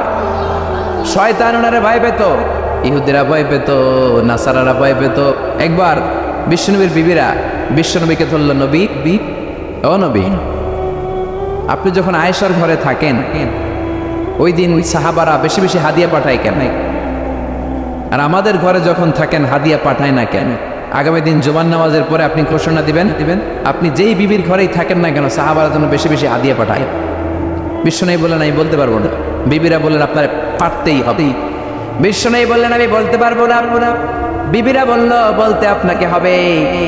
ও মিয়া, লোকেরা ইমাম সাহেবের বাড়িতে কোন দিন কোন হাদিয়া দিবে, এটা কি ইমাম সাহেবের ইচ্ছায় নাকি লোকেদের ইচ্ছায়? কথা বলেন। বিশ্বনবীও বুঝাতে পারে না, বিবিরাও ছাড়ে না। ইন দ্য মিন টাইম কে জন্য দরজার বাইরে থেকে সালাম দিল, আসসালামু আলাইকুম রাহমাতুল্লাহ। বিশ্বনবী বুঝলেন এটা ওমরের সালাম। কার সালাম? কথা বলেন। বিশ্বনবী সালামের উত্তর নিয়েই বিবিদের দিকে তাকালেন, তাকিয়ে দেখে একটা বিবিও সামনে নেই, সব ঘরের ভেতরে চলে গিয়েছে। বিশ্বনবীর সাথে এতক্ষণ ধরে জোরাজুরি, কিন্তু সাইয়েদনা ওমর ফারুকের সালাম শোনার সাথে সাথে সব বিবিরা উঠে দৌড়, চিল্লায় এখন আল্লাহু আকবার। এই জন্য ওমর ফারুক ছিলেন দিনের ব্যাপারে সবচেয়ে কড়া। এত কড়া ছিলেন, শয়তান ভয় পেত, জমের মতো ইহুদিরাও ভয় পেত, বিশ্বনবীর বিবিরাও ভয় পেত। সাইয়েদনা ওমর ফারুক মদ খাওয়ার অপরাধে নিজের ছেলেকে 80টা বেত মেরেছেন। কয়টা? আর জোরে বলেন। ওনার ছেলের নাম আবু শাহমা, আব্দুর রহমান মারুফুন বিআবি শাহমা। নাবিজ খেয়েছিল মূলত। নাবিজ হচ্ছে দুধের মধ্যে খুরমা ছেড়ে দিলে আরব দেশি যারা আছে, আরবের লোকেরা খায়, রাতের বেলা দুধের মধ্যে শক্ত খুরমা ছেড়ে দিবেন, সকালবেলা দেখবেন দুধটা লাল টকটকে হয়ে গিয়েছে। ওটা খুবই স্বাস্থ্যকর, কিন্তু এটা সকালেই খাইতে হবে। 3 দিন 4 দিন 5 দিন রেখে যদি খান, ওইটা আর নাবিজ থাকবে না, ওটা মদ হয়ে যাবে, তারই হয়ে যাবে। ঠিক কিনা? ওমরের ছেলে তাই করেছে, 4 দিন পরে খেয়েছে, মদ হয়ে গেছে। এখন এরকম দুলে কয় তুই কেঠা, বাপেরে কয় তুই কেঠা, ওমরে ফারুক কাই তোর বাপ। ও আপনি আব্বা যান, চিনতে পেরেছে। ওমরে ফারুক কয় আশারিফতা খামরান, মদ খেয়েছো নাকি? আবু শাহমা কয় লা শারিফতু নাবিজ খেয়েছি। ওমরে ফারুক বললেন ইফতাহ ফামাক, মুখ খোল। হা করার পরে ঘ্রাণ নিয়ে দেখে মদ, কলারটা ধরে টেনে মসজিদে নববীর বারান্দার মধ্যে বেঁধে ফেললেন। জোহরের আজান হলো, নামাজ হলো।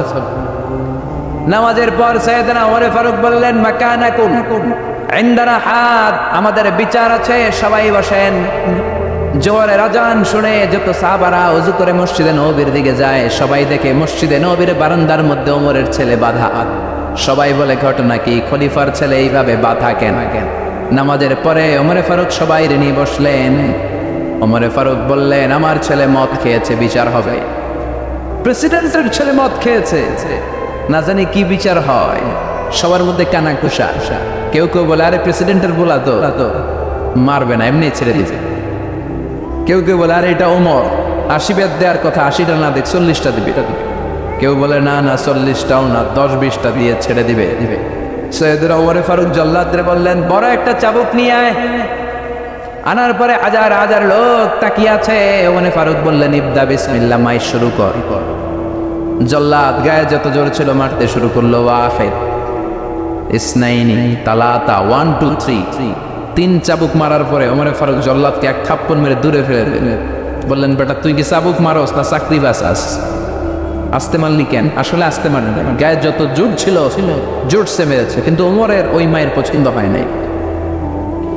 সাইয়েদনা ওমরে ফারুক বললেন তোর হিসাবে মায়ের হয়েছে 3টা, আমার হিসাবে হয়েছে একটা। আমার হাতে চাবুক দে, আমি 2 নাম্বার বাড়ি থেকে আরম্ভ করব। মারতে লাগলেন 2 3। ওমর ছিল মদিনার মধ্যে সবচেয়ে শক্তিশালী পুরুষ। ওনার হাতের চাবুকের বাড়ি যে খেয়েছে সে বুঝেছে কত মজা। এক একটা করে চাবুকের বাড়ি মারে, চামড়া ফেটে ফিনকে দিয়ে রক্তগুলো ছোপ ছোপ করে মসজিদে নববীর বারান্দার ওয়ালের মধ্যে লাগে।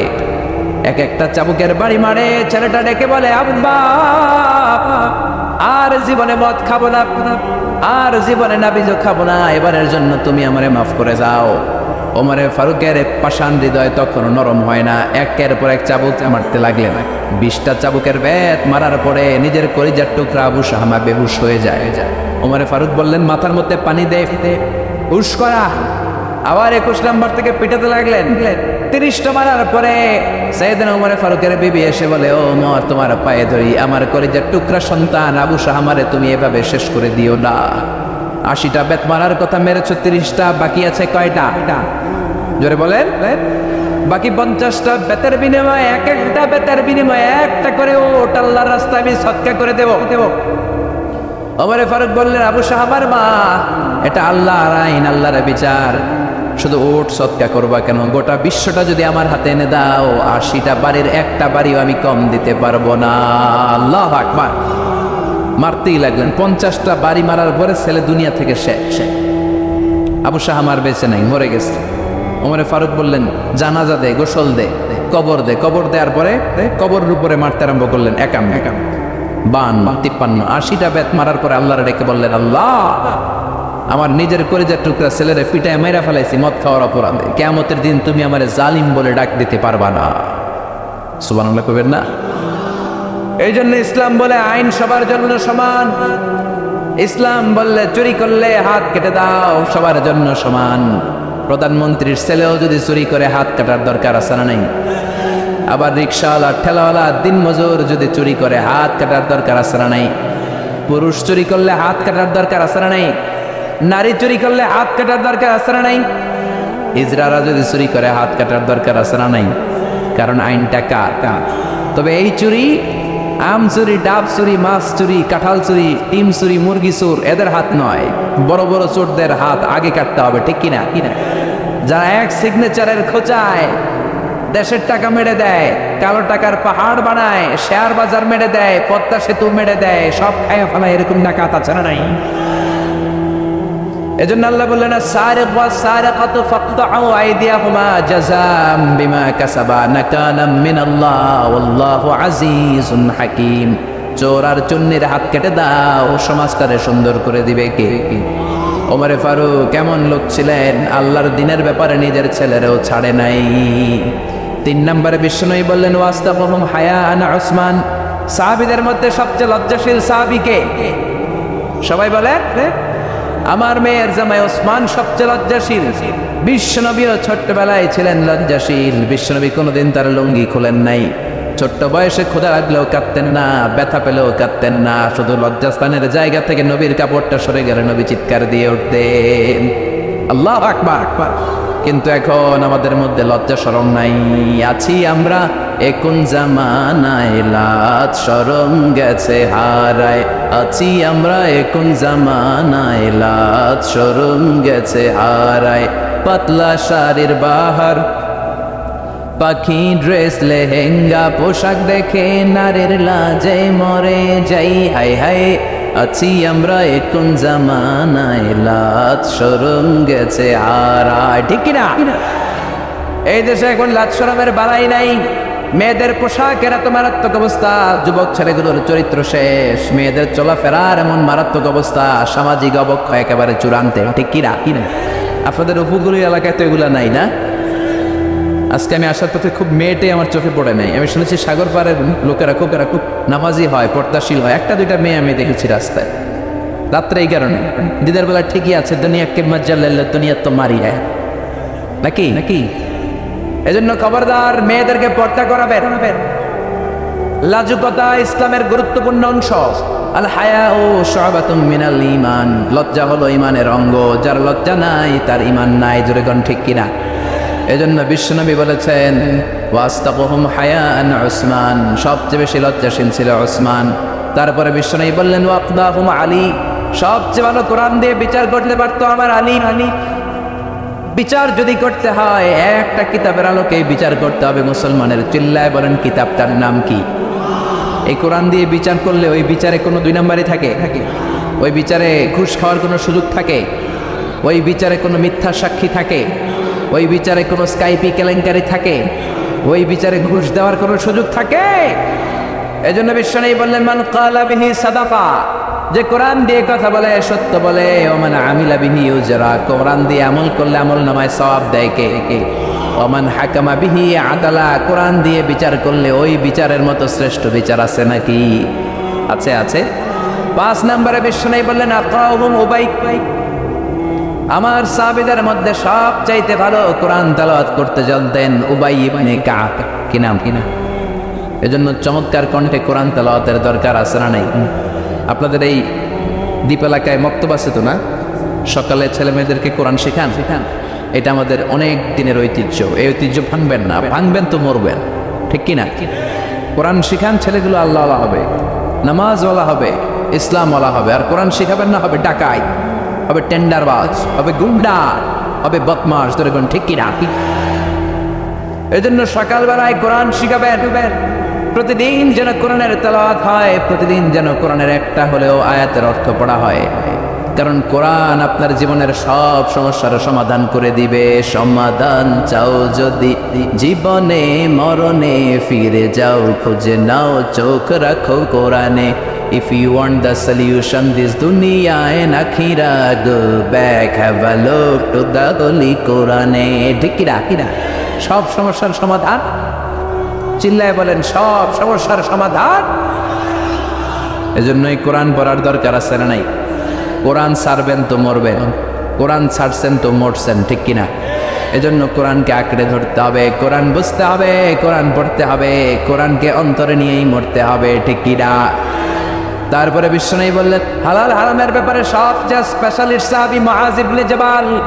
এমন সাহাবী ছিলেন, সাহাবীদের মধ্যে সবচাইতে বেশি হালাল হারামের জ্ঞান রাখতেন। আমরা এখন হালাল হারাম বাছি না। হালালও খাই, হারামও খাই, ঘুষ খাই, যৌতুক খাই, সুদ খাই, আছে না নাই? আল্লাহ বললেন সব খায়ো না, কুলু মিম্মা ফিল আরদি হালালান তাইয়্যিবা, জমিনের মধ্যে আমি আল্লাহ যেটা হালাল করেছি সেটা খাও, বরকত দিবে কে? হালালে বরকত আছে না নাই? বেশি না কম? বুঝে উত্তর দেন। বলেন তো, গরু খাওয়া হালাল না হারাম? কথা বলেন। কুকুর খাওয়া? গরু হালাল, কুকুর হারাম। প্রতিদিন আমরা গরু জবাই করি বেশি না কুকুর জবাই করি? কত হাজার হাজার গরু আমরা জবাই করি বিয়ের অনুষ্ঠানে, মুসলমানের অনুষ্ঠানে। আর কুরবানির ঈদে তো কথাই নাই, বাংলাদেশের গরু দেওয়া হয় না, ইন্ডিয়া থেকে গরু আনা লাগে, ঠিক কিনা? তাহলে গরু খাই বেশি, কুকুর খাই না। গরু বছরে বাচ্চা দেয় কয়টা? একটা। কুকুর দেয় কয়টা? 7টা 8টা 9টা। কোনো জন্ম নিয়ন্ত্রণ নাই তো, দেদারসে দিতে থাকে, ঠিক কিনা? তাহলে গরু খাই বেশি, কুকুর খাই না। গরু বাচ্চা দেয় কম, কুকুর বাচ্চা দেয় বেশি। তারপরেও বলেন তো, বাংলাদেশে গরু বেশি না কুকুর বেশি? জোরে বলেন, কি বেশি? এত খাওয়ার পরে, এত জবাই করার পরে, এত কম বাচ্চা দেওয়ার পরে গরু বেশি কেন? কারণ গরুতে বরকত বেশি। হালালের ভেতরে রব্বুল আলামিন বরকত ঢুকিয়ে দেয়। হারাম যত বেশি হোক বরকত হয় না। জোরে কোন ঠিক কিনা? এজন্য হালাল হারাম বাছার দরকার আছে না নাই? বিশ্বনবী বললেন, ইন্নাল্লাহা তাইয়্যিব লা ইয়াকবালু ইল্লা তাইয়্যিবা, আল্লাহ নিজে পবিত্র, পবিত্র ছাড়া কোনো জিনিস তিনি কবুল করেন না। হারাম দিয়ে খাবেন, হারাম দিয়ে দেহ হইলে দেহ জাহান্নামে যাবে। হারাম টাকা দিয়ে মসজিদ করলে কোনো সওয়াব নাই। হারাম টাকা দিয়ে হজ করলে যত হাজ লাগাবেন কোনো সওয়াব নাই। চিল্লা এখন ঠিক কিনা? 7 নম্বরে বিশ্বনবী বললেন, আফরাদুহুম যায়েদ ইবনে সাবিত, আমার সাহাবীদের মধ্যে সব চাইতে বেশি ফারায়েজের জ্ঞান রাখে যায়েদ ইবনে সাবিত। ফারায়েজ মানে উত্তরাধিকার আইন, আল্লাহ দেয়া উত্তরাধিকার বন্টনের আইন। আল্লাহ বলেন, ইউসিকুমুল্লাহু ফি আওলাদিকুম লিযযাকারি মিসলু হাযিল উনসায়াইন। দুনিয়ার সব বাবাদেরকে আল্লাহ ডেকে বললেন, ও বাবারা, মরার আগে সম্পদ যখন বন্টন করবা, ছেলের যদ্দুরে দিবা, মেয়ের তার অর্ধেক দিবা। কার কথা? আরো জোরে বলেন। ছেলেরে যদি 2 লাখ দাও, মেয়েরে দিবা কয় লাখ? ছেলেরা যদি 4টা বাড়ি দাও, মেয়েরে দিবা কয়টা বাড়ি? আপনাদের এই চর এলাকায় ঠিকঠাক মতো দেন তো না? ঠিক মতো না? এটা নিয়ে কোনো ঝামেলা নাই। অনেক এলাকায় দেখা যায় ছেলেরা দেয় বেশি, মেয়েরে দেয় না। না দিয়ে মেয়েরা কয়, মা তোর লাগে আমি দোয়া করে দিলাম, তোর বাইরে সব দিয়ে দিলাম। তো দোয়া তো আপনি সবার জন্যই করবেন, যে যেটা পাওয়ার উপযোগী তারা ওইটা দেন, তারপরে দোয়া করেন। অনেক মা আছে ছেলের পাতে দেয় মুরগির রান, আর মেয়ের পাতে দেয় মুরগির ঠ্যাং। আছে না নাই? দেখবেন যে মা বাবা ছেলের পাতে দেয় মুরগির রান, মেয়ের পাতে দেয় মুরগির ঠ্যাং, ওই মা বাবার শেষ জীবন ছেলের বাড়িতে কাটে মেয়ের জামাইয়ের বাড়িতে। প্রকৃতির একটা রিটার্ন আছে না নাই? এজন্য আল্লাহর দেয় বিধান মানতে বলেছে কে? সব শেষে বললেন আমানতের কথা, আলা ইন্না লিকুল্লি উম্মাতিন আমিন, সব জাতির একজন বিশ্বস্ত লোক থাকে। ওয়া মিন হাযিহিল উম্মাতি আবু উবাইদা ইবনুল জাররাহ, আর এই উম্মতের মধ্যে, আমাদের এই মুসলিম উম্মতের মধ্যে সবচাইতে বিশ্বস্ত সাহাবীর নাম আবু উবাইদা ইবনুল জাররাহ। বিশ্বস্ত সাহাবী, the most trustworthy company of the prophet। বিশ্বনবী নিজেও ছিলেন বিশ্বাসী। লা দীনা লিমান আমানাত আলাহু, যার আমানতদারিতা নাই তার দিনদারি নাই। চিল্লায় কোন ঠিক কিনা? মক্কার লোকেরা কোথাও ঘুরতে গেলে বিশ্বনবীর কাছে আমানত রাখত।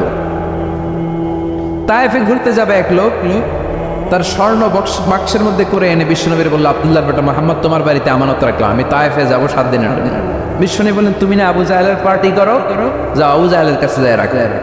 ওই লোক বলে, আমি তো জানি পেছে বইরা আমি আবু জাহেলের পার্টি করি, কিন্তু আমানত রাখা যাবে না। স্বর্ণের বাক্স যদি আবু জাহিল্লার কাছে রাখি, আইসা দেখবো স্বর্ণও নাই, আমার বাক্সও নাই। ঠিক কিনা? এরকম ডাকাত সমাজে আছে না নাই? কোনো আমানতদারিতা নাই। বিশ্বনবী বলেন, আস-সাদিকাল আমিন, আমানতদার।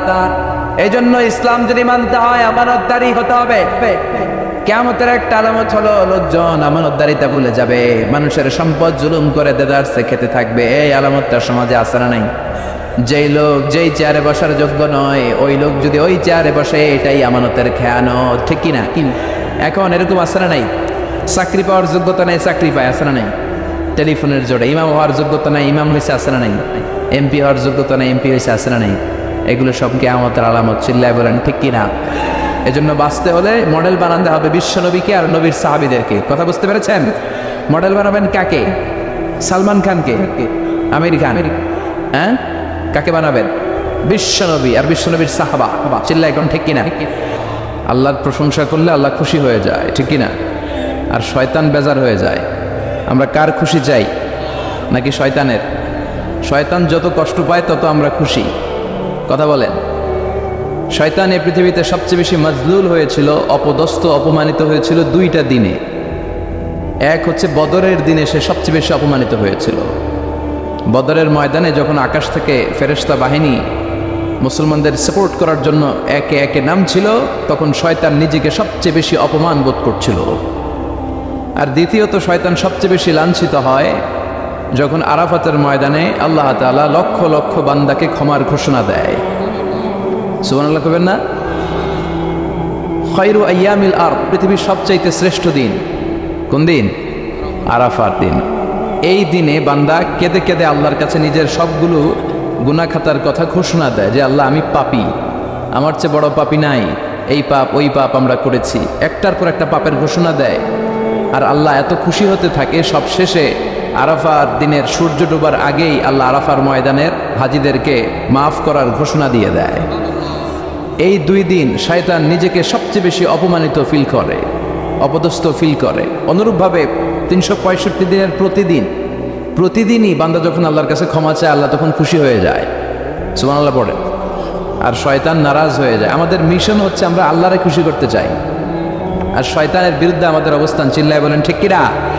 এজন্য সবসময় প্রশংসা করব কার? শুকর গুজার হব আল্লাহর জন্য, ঠিক কিনা? বিশ্বনবী বলতেন আল্লাহুম্মা জাআলনি সাবুরা ওয়া জাআলনি শাকুরা ওয়া জাআলনি ফি আইনি সগীরা ওয়া ফি আয়ুনিন নাসি কাবীরা। হে আল্লাহ, আপনি আমাদের ধৈর্যশীল বানান। আমাদের ধৈর্য নাই, অল্পে আমরা অস্থির। আছে না নাই? এই দেশের মানুষ খুব বেশি অস্থির, বাংলাদেশের মানুষ খুব বেশি অস্থির। আমি পৃথিবীর অনেক দেশে ঘুরেছি, সেখানে দেখেছি মানুষজন খুব ধীরস্থিরভাবে কাজ করতে পছন্দ করে। সুপার শপে যদি কিনতে যায়, they maintain the queue in super shop.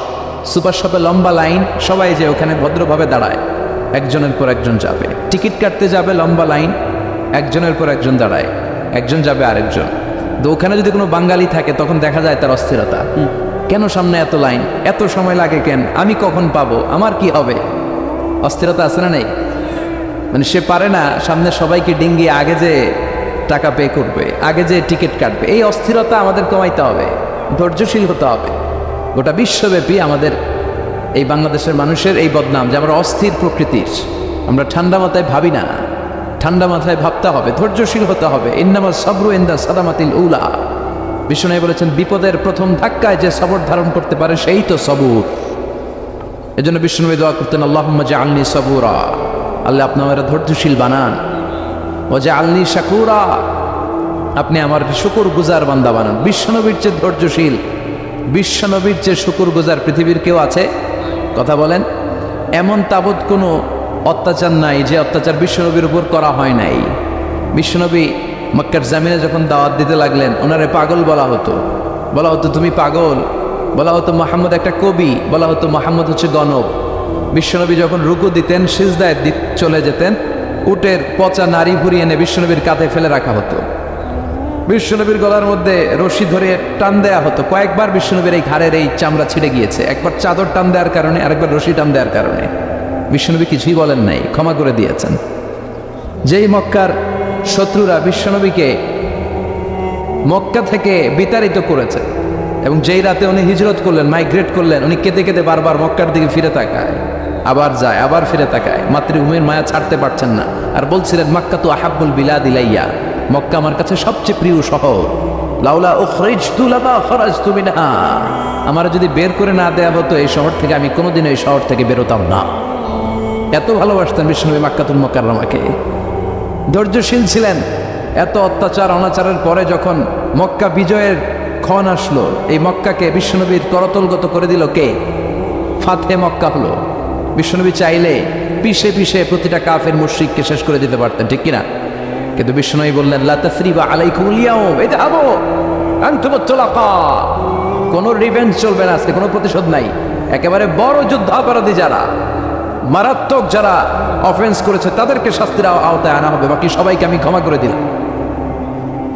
In the long history of the world, there is no instance of magnanimity and forgiveness which was showed by our beloved Prophet Muhammad, when all of his enemies laid under his feet and he forgave them one and all. পৃথিবীর ইতিহাসে এরকম নজির কোথাও পাওয়া যায় না, যাকে এত অত্যাচার করে বিতাড়িত করা হয়েছে, নির্বাসন দেওয়া হয়েছে, হিজরতে বাধ্য করা হয়েছে, তিনি যখন ওই শহরকে আবার বিজয় করলেন, কাউকে আঘাত করলেন না, আগুন জ্বালিয়ে শহরটাকে জ্বালিয়ে দিলেন না, ওদের বংশকে নির্বংশ করলেন না, বরং মুচকি হেসে উনি বললেন, যাও ক্ষমা করে দিলাম। কি ধৈর্যশীল ছিলেন। আবার দোয়াও করতেন, আল্লাহুম্মা জাআলনি সাবুরা, আল্লাহ আপনি আমার ধৈর্য বাড়ায় দেন, ওয়া জাআলনি শাকুরা, আপনি আমার শুকরগুজার বানান, ওয়া জাআলনি ফি আইনি সাগীরা, আল্লাহ আমার চোখে আপনি আমার ছোট বানান, ওয়া ফি আয়ুনিন নাসি কাবীরা, আল্লাহ মানুষের চোখে আপনি আমার বড় বানান। কি মানুষ ছিল, নিজের চোখে নিজে ছোট থাকতে চাইতেন। আমরা নিজের চোখে নিজের বড় মনে করি, এরকম ডাকাইত আছে না নাই? নিজেরাই নিজে মনে করে কত বড় সাহেব, লাট সাহেব। মান তাওয়াদাআ তারাফা, এটা হচ্ছে সুন্নাতুল্লাহি ফিল আরদ। মান তাওয়াদাআ তারাফা, যে নিচে নেমে থাকতে চায় আল্লাহ ওরে টেনে উপরে উঠা, আর যে খালি উঠতে চায়, হিংসা করে অহংকার করে উপরে ঠেলতে চায়, ওরে নিচে নামায় দেয় কে? সাইয়েদনা আদমকে আল্লাহ বললেন, আদম সাল্লিমা আলা উলাইকান নাফার লাম্মা খালাকাল্লাহু আদম ওয়া কানা তুলহু 60 যিরাআন। নিচে নেমে গেলে যে উপরে ওঠে, আর উপরে উঠতে চাইলে যে নিচে নামে, উদাহরণ দেখেন। আদম আলাইহিস সালামকে তৈরির পর আল্লাহ বললেন, আদম সাল্লিমা আলা উলাইকান নাফার, এই ফেরেশতাদের সালাম দাও। কি দাও? সালাম দাও। কোনো প্রশ্ন নাই, আল্লাহ সালাম দিব কেন? ফেরেশতারা আমারে দিব না কেন? আমি আগে দিব কেন? কথা আছে কোনো? যেই সালাম দিলেন, সালাম দেওয়ার সাথে সাথে ওনার মর্যাদা বাড়িয়ে দিল কে? এত মর্যাদা বাড়ালেন যে নূরের ফেরেশতারা মাটির আদমকে সেজদা দিতে বাধ্য হয়েছে। চিৎকার করে বলেন ঠিক কিনা? তুমি মাটির আদমকে প্রথম সৃষ্টি করিয়া ঘোষণা করিয়া দিলে শ্রেষ্ঠ বনিয়া, তাই তো নূরের ফেরেশতা করে আদমকে সেজদা, সবার চেয়ে সম্মান দিলে মাটির আদমকে। আল্লাহু আল্লাহু পড়েন, আল্লাহু আল্লাহু তুমি জাল্লে জালালুহু, শেষ করা তো যায় না গে তোমার গুণগান। আল্লাহু আল্লাহু, সুবহানাল্লাহ পড়েন। কি সম্মান আল্লাহ বাড়াই দিলেন। আল্লাহ বললেন, আদম আজকে থেকে তুমি আশরাফুল মাখলুকা, তুমি খলিফাতুল্লাহ ফিল আরদ, তুমি পৃথিবীতে আমার খলিফা, ভাইস জেরেন্ট অফ আল্লাহ। আল্লাহর খলিফা, আল্লাহর আহকামগুলো পালনের জন্য ভাইস জেরেন্ট। চুরি করলে হাত কেটে দাও, কার আইন? এই কাজ আদম তুমি দুনিয়াতে যেয়ে করবা। জিনা করলে ডেথ পেনাল্টি, হেড অফ, শিরোচ্ছেদ করে দাও, কার আইন? খলিফা হিসেবে মানুষ এসে করবে। মানুষকে আল্লাহ আশরাফুল মাখলুকাত বানিয়ে দিলেন, নিচু হয়েছে বড় বানিয়ে দিলেন। আর শয়তানের অবস্থা কি? শয়তানকে আল্লাহ বললেন সেজদা দে আদমকে। শয়তান যুক্তি দাঁড় করিয়েছে, খালাকতাহু মিন তিন খালাকতানি মিন নার ওয়া খালাকতাহু মিন তিন। আল্লাহ আপনি আমারে বানাইছেন আগুন দিয়া, কি দিয়া? আগুনের ধর্ম উপরের দিকে ওঠে, আর মাটির ধর্ম সে নিচে পড়ে থাকে, আমি কেন সেজদা দেব? শয়তানকে চিরকালের জন্য ইবলিস মালউন, অভিশপ্ত আর জাহান্নামী হিসাবে ঘোষণা দিয়ে দিল কে? এজন্য আপনি ছোট থাকতে চাইবেন, আপনারা বড় বানাবে কে? আর আপনি নিজেই যদি বলেন আমি বড়, থাপ্পড় মেরে আপনারা নিচে নামাই দিবে কে? এজন্য বিশ্বনবী দোয়ায় বলতেন, আল্লাহুম্মা জাআলনি সাবুরা ওয়া জাআলনি শাকুরা ওয়া জাআলনি ফি আইনি সাগীরা ওয়া ফি আয়ুনিন নাসি কাবীরা। ও আল্লাহ, আপনি আমারে ধৈর্যশীল বানান, আপনি আমারে শুকরগুজার বান্দা বানান, আমার চোখে আমারে আপনি ছোট বানান, মানুষের চোখে আপনি আমারে বড় বানান। সুবহানাল্লাহ পড়েন। এজন্য সবসময় শুকরগুজার থাকার চেষ্টা করতে হবে। রাজি আছেন তো? যে কোনো মুহূর্তে, যে কোনো পরিস্থিতিতে আমরা শুকরিয়া করব কার? চিল্লায় বলেন কার? আমরা যেন বেশি বেশি আল্লাহ তাআলার শুকরিয়া আদায় করতে পারি। আল্লাহ তুমি তৌফিক দাও। সবাই পড়ি আমিন। উত্তর চান্দোলা হিলফুল ফুজুল ইসলামী সংগঠনের উদ্যোগে আজকের এই তাফসীরুল কোরআনের প্রোগ্রাম। হিলফুল ফুজুল নামটা আমার বড্ড প্রিয়। বিশ্বনবী যখন 15 কিংবা 20 বয়স, কোনো বর্ণনায় এসেছে 15, কোনো বর্ণনায় 20, তখন তিনি একটা ছাত্র সংগঠন করেছিলেন, ইয়াং স্টারদের একটা অর্গানাইজেশন করেছিলেন। ওটার নাম তিনি দিয়েছিলেন হালাফুল ফদুল। হালাফুল ফদুল, ওইটারই আমরা বাংলায় কি বলি? হিলফুল ফুজুল। হালাফ মানে শপথ, oath, we take an oath in the name of Allah. আল্লাহর নামে শপথ নেয়ারে বলে হালাফ। আর ফাদিলা, ফাদলুন, এগুলোর প্লুরাল হচ্ছে ফুদুল। ফুদুল মানে ভালো কাজ। ভালো ভালো কাজের উপর বিশ্বনবী যুবকদেরকে একত্রিত করলেন যে মক্কা শহরে কোনো টেন্ডারবাজি চলবে না, কোনো চাঁদাবাজি চলবে না, দুর্বলের উপর সবলের অত্যাচার চলবে না। জালিমের জুলুম চলবে না, হত্যা চলবে না, ধর্ষণ চলবে না, রাহাজানি চলবে না। মক্কা শহরটারে শান্তির শহর বানাতে হবে। যুবকরা এই দায়িত্ব কাঁধে নিয়েছে। কারা? মুরব্বীরা না, যুবকরা। যুবকদের আছে প্রাণ ঢালা উচ্ছ্বাস, অনেক শক্তি। এজন্য যুবকদেরকে ভালো কাজে আসতে হবে। যুবকরা চাইলে এ দেশের চেহারা পাল্টে দিতে পারে। এদেশে যুবক ভোটার আছে কয়জন জানেন? নতুন করে যুবক ভোটার হয়েছে 2 কোটি। কয় কোটি? 2 কোটি না? Can you imagine that? কল্পনা করতে পারেন? They can change Bangladesh, they can change the face of Bangladesh. তারা 56,000 বর্গ মাইলের এই বাংলাদেশের চেহারা পাল্টে দিতে পারে। তাদের অনেক শক্তি। এই জন্য যুবকদের এই শক্তি কাজে লাগাতে হবে। ফেন্সিডিল, গাঁজা, ইয়াবা, হিন্দি সিনেমা এগুলোর পিছনে দৌড়ানো যাবে, পর্নোগ্রাফির পিছনে ছোটা যাবে। যুবক বয়সে ভয় করতে হবে কারে? চিল্লায় বলেন কাকে? আল্লাহ আমার যুবক ভাইদেরকে তুমি তৌফিক দাও। বিশ্বনবী এই হালাফুল ফুদুল তিনি গঠন করলেন মক্কাতুল মুকাররমাতে। পুরো মক্কা শহরটা শান্তির শহর হয়ে গেল। সুবহানাল্লাহ। আল্লাহ উত্তর চন্দরা হিলফুল ফুজুল ইসলামী সংগঠনকে তুমি কবুল করো। আজকের প্রোগ্রামের সভাপতিত্ব করছেন আল্লামা অধ্যক্ষ গোলাম সরোয়ার সাইদি পীর সাহেব, আড়াইবাড়ি দরবার। আমার প্রিয় নানা ভাই আলোচনা করেছেন, বয়ান করেছেন। আল্লাহ নানা ভাইকে কবুল করো। নানা ভাইটা একটু ইয়াং হয়ে গেছে না? হ্যাঁ, অনেক জায়গায় লোকজন খুব বিভ্রান্তিতে পড়ে যায়। ঘটনা কি? আপনি নানা নানা হইলেন কবে, নাতনি হইলেও কবে, আবার জামাই পেলেন কবে? তো আমারও বলা যে তুমি যে আমার নানা ভাই বানাইছো, আমি তো এর উত্তর দিতে দিতে কাম সারা। তো আল্লাহ নানা ভাইকে তুমি কবুল করো। তিনি হকের কথা, কোরআনের কথা বলেন। পীর সাহেবদের মুখে এরকম হুঙ্কার দেখা যায় না। কথা কন। এরা থাকে খানকায়, এদের পেট থাকে বড়। সবার কথা বলছি না, বেশিরভাগ কথা বলেন। এই ভণ্ডামি এই দেশে আছে না নাই? দোদেল বান্দা কালমা চোরে, না পায় শ্মশান না পায় ঘোরে, দিন থাকিতে আয়রে পথে ছাইড়া দে ভণ্ডামি, ভণ্ডামি ভণ্ডামি ভণ্ডামি, ছাইড়া দে ভণ্ডামি। আছে না নাই? নামাজ কালাম পড়ে না, ইবলিশ শয়তানের নানা। আছে না?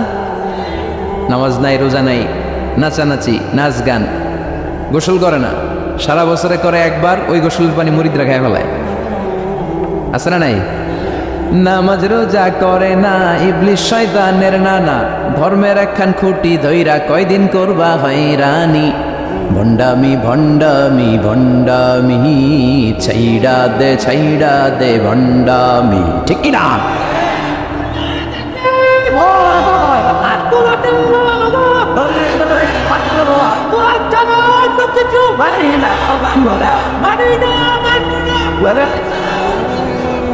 তো এই বন্ড পীর ও পীর, আমার নানা ভাইও পীর। কথা কন। পীরে পীরে পার্থক্য আছে না নাই? পীরে পীরে পার্থক্য আছে। এজন্য পীর চিন্তা হবে। এদেশে এই পাক ভারতে ইসলাম প্রচারে ওলিয়া উলিয়াদের, পীর মাশায়েখদের অবদানের কোনো শেষ নাই। কিন্তু চিন্তা হবে, কষ্টি পাথর দিয়ে যাচাই করে নিতে হবে। কারণ এই পীরের আদলে অনেক ভণ্ড এই বাংলার জমিন আছে না নাই? এই ভণ্ডদের সাথে আমাদের কোনো সম্পর্ক নাই। ওনার দরবারে আলোচনা হয়, সাইদ কামালউদ্দিন জাফরি সাহেব যায়, আমরা যাই, দেশ বরেণ্য ওলামায়ে কেরামরা যায়, যারা হকের কথা বলে, যারা কোরআন সুন্নাহর আলোকে বলে। কোনো ভণ্ডামি নাই। যাবেন, প্রতি বছর যাবেন। আল্লাহ আজকের সভাপতিকে তুমি কবুল করো। তারপরে আজকে কথা বলেছে মাওলানা রফিকুল ইসলাম ভুইয়া সাহেব, আমাদের সভাপতি সিরাতুন নবী ফাউন্ডেশনের চান্দোলার। না, রফিক ভাইরে চিনে না এমন কেউ নাই, এজন্য আর কিছু বলতেছি না আপনার নামে। আল্লাহ রফিক ভাইরা তুই কবুল করো। গোলাম কবির চৌধুরী আল আজহারি আসতে পারে নাই, আমার বন্ধু মানুষ, একসাথে পড়াশোনা করেছি। এরপর আমার এক মিতা মিজানুর রহমান আতিকি আমার আগে আলোচনা করেছে, আল্লাহ তাকেও তুমি কবুল করো। সালাত নিয়ে কথা বলতেছিলেন। সালাত আউয়ালু মা ইউহাসাবু বিহিল আবদু ইয়াউমাল কিয়ামাতি আস-সালাত। কিয়ামতের দিন সর্বপ্রথম হিসেব নেওয়া হবে নামাজের, সালাতের। সালাত চিনেন তো? কুরবানির গোশত খাওয়ার মাঝখানে যেটা খায় ওটা, হ্যাঁ, এটারে বাংলায় আমরা নামাজ বলি। কি বলি? নামাজ। বিশ্বনবী ইন্তেকাল করবেন, রূহ বের হয়ে যাচ্ছে, 2-3টা শব্দ বললেন, এর মধ্যে একটা ছিল আসসালাত। আসসালাত, উম্মতেরা নামাজ, নামাজ, নামাজ ছেড়ে দিও না। আমা মালাকাত আইমানুকুম। মানুষ ইন্তেকালের আগে শ্বাস বের হয়ে যাচ্ছে, রূহ চলে যাচ্ছে, ওই মুহূর্তে কি জরুরি কথা বলে নাকি ফালতু কথা বলে? সবচেয়ে জরুরি কথাটাই তখন সে বলে যায়, ঠিক কিনা? কথা বলেন। বিষ্ণু বলেছিলেন নামাজ। ওমরে ফারুক, ওনার কাছে আবু লুলু আল মাজুসি এক অগ্নি উপাসক এসে বিচার দিল, ইয়া ওমর আল ফারুক, আমার মনিবের নাম হচ্ছে মুগীরা ইবনে শুবা, সে প্রতিদিন 4 দিরহাম করে আমার কাছে চার্জ করে। এত টাকা চার্জ করে কেন? উনি জিজ্ঞেস করলেন, তুমি কি কাম পারো? আমি খঞ্জর বানাইতে পারি। খঞ্জর চিনেন? ছোট্ট ছুরি আরবরা পকেটে রাখে। ওমানের সুলতান কাবুসের ছবি দেখবেন, এখানে একটা খঞ্জর আছে। আমি খঞ্জর বানাইতে পারি। খঞ্জর বানাতে পারো? মদিনায় তো কেউ বানাতে পারে না, তুমি খঞ্জর বানাইতে পারো? তুমি তো অনেক টাকার মানুষ মিয়া, তোমার মনিব তো অল্প টাকায় চার্জ করছে, এটা দিতেই হবে। আবু লুলু কয়, ওমর তুমি সবার জন্য এত নরম, আমার জন্য গরম, তোমার আমি বুঝাবো। সে বাড়িতে যে একটা খঞ্জর বানালো, মাকবাদাতুহু ফি ওয়াসাতিন, যে খঞ্জরের হ্যান্ডেল হচ্ছে মাঝখানে, 2 দিকে ধারালো ছুরি। এটা ধার দেয় আর কয়, ওমর তোরে আমি বুঝাবো। প্রতিদিন ধার দেয়। সাইয়েদনা ওমর ফারুক মসজিদে নববীর ইমাম, ওয়া কানু ইউসাল্লুনা বিগালাস, তখন ওনারা অন্ধকারে নামাজ পড়তেন আউয়াল ওয়াক্তে। আমরা তো দেরি করে পড়ি, সুন্নাহ অনুযায়ী আগে আগে পড়া ভালো। আপনি মসজিদুল হারামে গেলে দেখবেন যে কত আগে ফজর পড়ে, ফজরের 1-1.5 ঘন্টা পরে সূর্য ওঠে, ঠিক কিনা?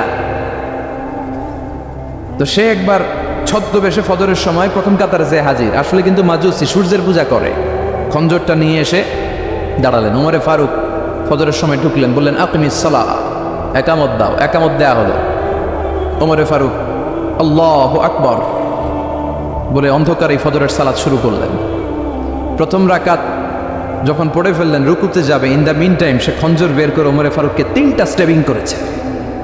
একটা নাভিতে মারার সাথে সাথে নাভিটা কেটে গেল, আর একটা এই পাশে পাজরে, আর একটা পেটের মাঝখানে, পেটও কেটে গেল। ওমর ফারুক বললেন, কাতালানি আল কালব, এক কুকুর আমারে মেরে ফেলেছে। ওমর ফারুককে পিছনে নিয়ে যাওয়া হলো। আব্দুর রহমান ইবনে আউফকে টেনে ইমামতির জায়গায় নেওয়া হলো।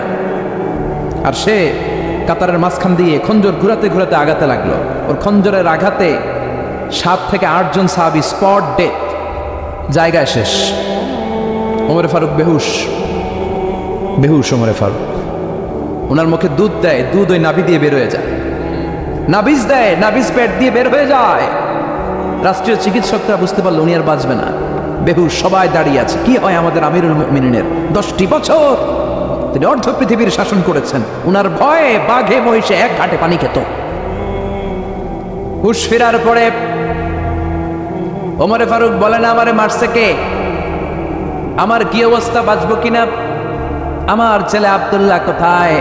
আব্দুর রহমান কোথায়? আমার বিবিরা কোথায়? কত সম্পদ আমার আছে, কোথায় গেলে ভালো চিকিৎসা পাওয়া যাবে? কিচ্ছু সে বলে না।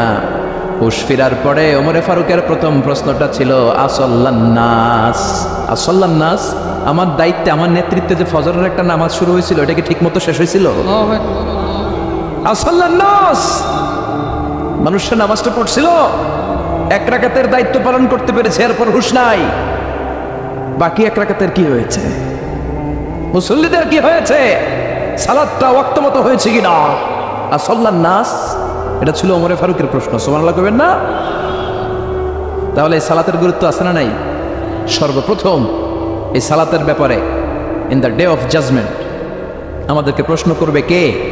সালাত কায়েম করো, সালাত কায়েম করো, হবে সম্মানী তুমি, হবে জান্নাতি তুমি, হবে সম্মানী তুমি, হবে জান্নাতি তুমি, দিবে কাল হাসরে শীতল ছায়া হারশে আজিম, রব্বিয়াল আলা, রব্বিয়াল আযীম, রব্বিয়াল আলা, রব্বিয়াল আযীম। সুবহানাল্লাহ পড়েন। এজন্য নামাজ, নামাজ, এই নামাজ যাতে মিস হয়ে না যায়। সব মিস হতে পারে, নামাজ মিস হতে পারে না। আল্লাহ তুমি বুঝার তৌফিক দান করো। আমি আপনাদের খেদমতে সূরাতু আত-তাহরীম থেকে ছোট্ট একটি আয়াতের অংশ তেলাওয়াত করেছি, যেখানে আল্লাহ তাআলা আমাদেরকে আহ্বান জানিয়েছে, ওহে বিশ্বাসীরা, পাপ হতে পারে, ভুল হতে পারে, অন্যায় হতে পারে, ওই অন্যায়ের উপর অটল থেকো না, আমার কাছে ফিরে আসো। কাম টু ইউর লর্ড, তোমার রবের দরবারে ফিরে আসো, ক্ষমার মতো ক্ষমা চাও, ক্ষমার মতো ক্ষমা চাইলে আমি সব ক্ষমা করে দেব। সুবহানাল্লাহ পড়েন। রব্বুল আলামিন বলেন, ইয়া আইয়ুহাল্লাযীনা আমানু তুবু ইলাল্লাহি তাওবাতান নাসুহা। ও বিশ্বাসীরা, ভুল করেছো, অন্যায় করেছো, পাপ করেছো, জুলুম করেছো, আমার কাছে ফিরে আসো, ক্ষমা চাও।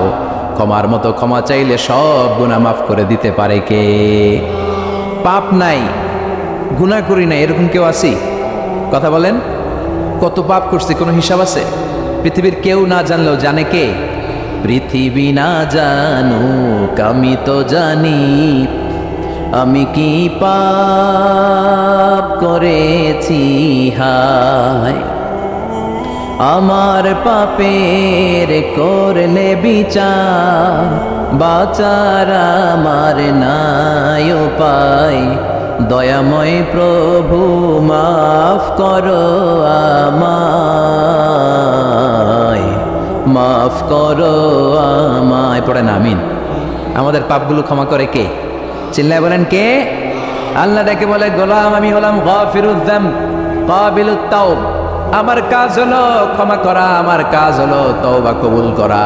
শয়তানের কাজ হলো ওয়াসওয়াসা দেওয়া, আমাদেরকে ভুল পথে নিয়ে যাওয়া, আর আমাদের কাজ হলো ভুল করে ফেলা। আল্লাহর কাজ হলো ভুলগুলো মাফ করে দেয়া। আল্লাহ ডেকে বলে গোলাম তোরা যদি ভুল না করতি, তোরা যদি পাপ না করতি, তোরা যদি অন্যায় না করতি, তোদেরকে ধ্বংস করে দিয়ে এমন একটা জাতি আমি এই দুনিয়ার বুকে তৈরি করতাম যারা সকালবেলা ভুল করে দুপুরে মাফ চাইতো, দুপুরে ভুল করে রাত্রে মাফ চাইতো, আজকে ভুল করে আগামীকাল মাফ চাইতো, আর আমি আল্লাহ গুনাহগুলো তাদের সব ক্ষমা করে দিতাম। ক্ষমা করে দিতে আল্লাহর বড্ড ভালো লাগে। বান্দা আল্লাহর কাছে বারবার চাক চোখের পানি ছাড়ুক, এটা আল্লাহ পছন্দ করে। চোখের পানির যে কত পাওয়ার আপনি কল্পনাই করতে পারবেন না। অনুশোচনার চোখের পানি চোখ বেয়ে নাকের ডগা পেয়ে জমিনে পড়ার আগেই আল্লাহ এই বান্দারে মাফ করে দেয়। বিশ্বনবী ডেকে বলে ও আমার উম্মতেরা শোনো, আল্লাহর কাছে দুনিয়ার মানুষদের দুই ফোঁটা পানি সবচেয়ে প্রিয়। এক হলো জিহাদের ময়দানে রক্তের ফোঁটা, দুই হলো অনুতপ্ত বান্দার চোখের পানির ফোঁটা। কত ভুল আপনি করেছেন, কত অন্যায় আপনি করেছেন, কত পাপ আপনার হয়েছে, কত মিথ্যা আপনি বলেছেন, কয় ওয়াক্ত নামাজ ছেড়েছেন, কয় লাখ টাকা ঘুষ খেয়েছেন, কত যৌতুক আপনি খেয়েছেন, কত মিথ্যা আপনি বলেছেন। আপনার পাপ যত বড় হোক, যত বিশাল হোক, যত বেশি হোক, আল্লাহর দয়ার পরিসীমা তার চাইতেও বড়। আপনার পাপ, আপনার অন্যায়, আপনার জুলুমগুলো যদি হয় খালের পানির সমান, বিলের পানির সমান, আল্লাহর দয়া সাগরের পানির সমান, আপনার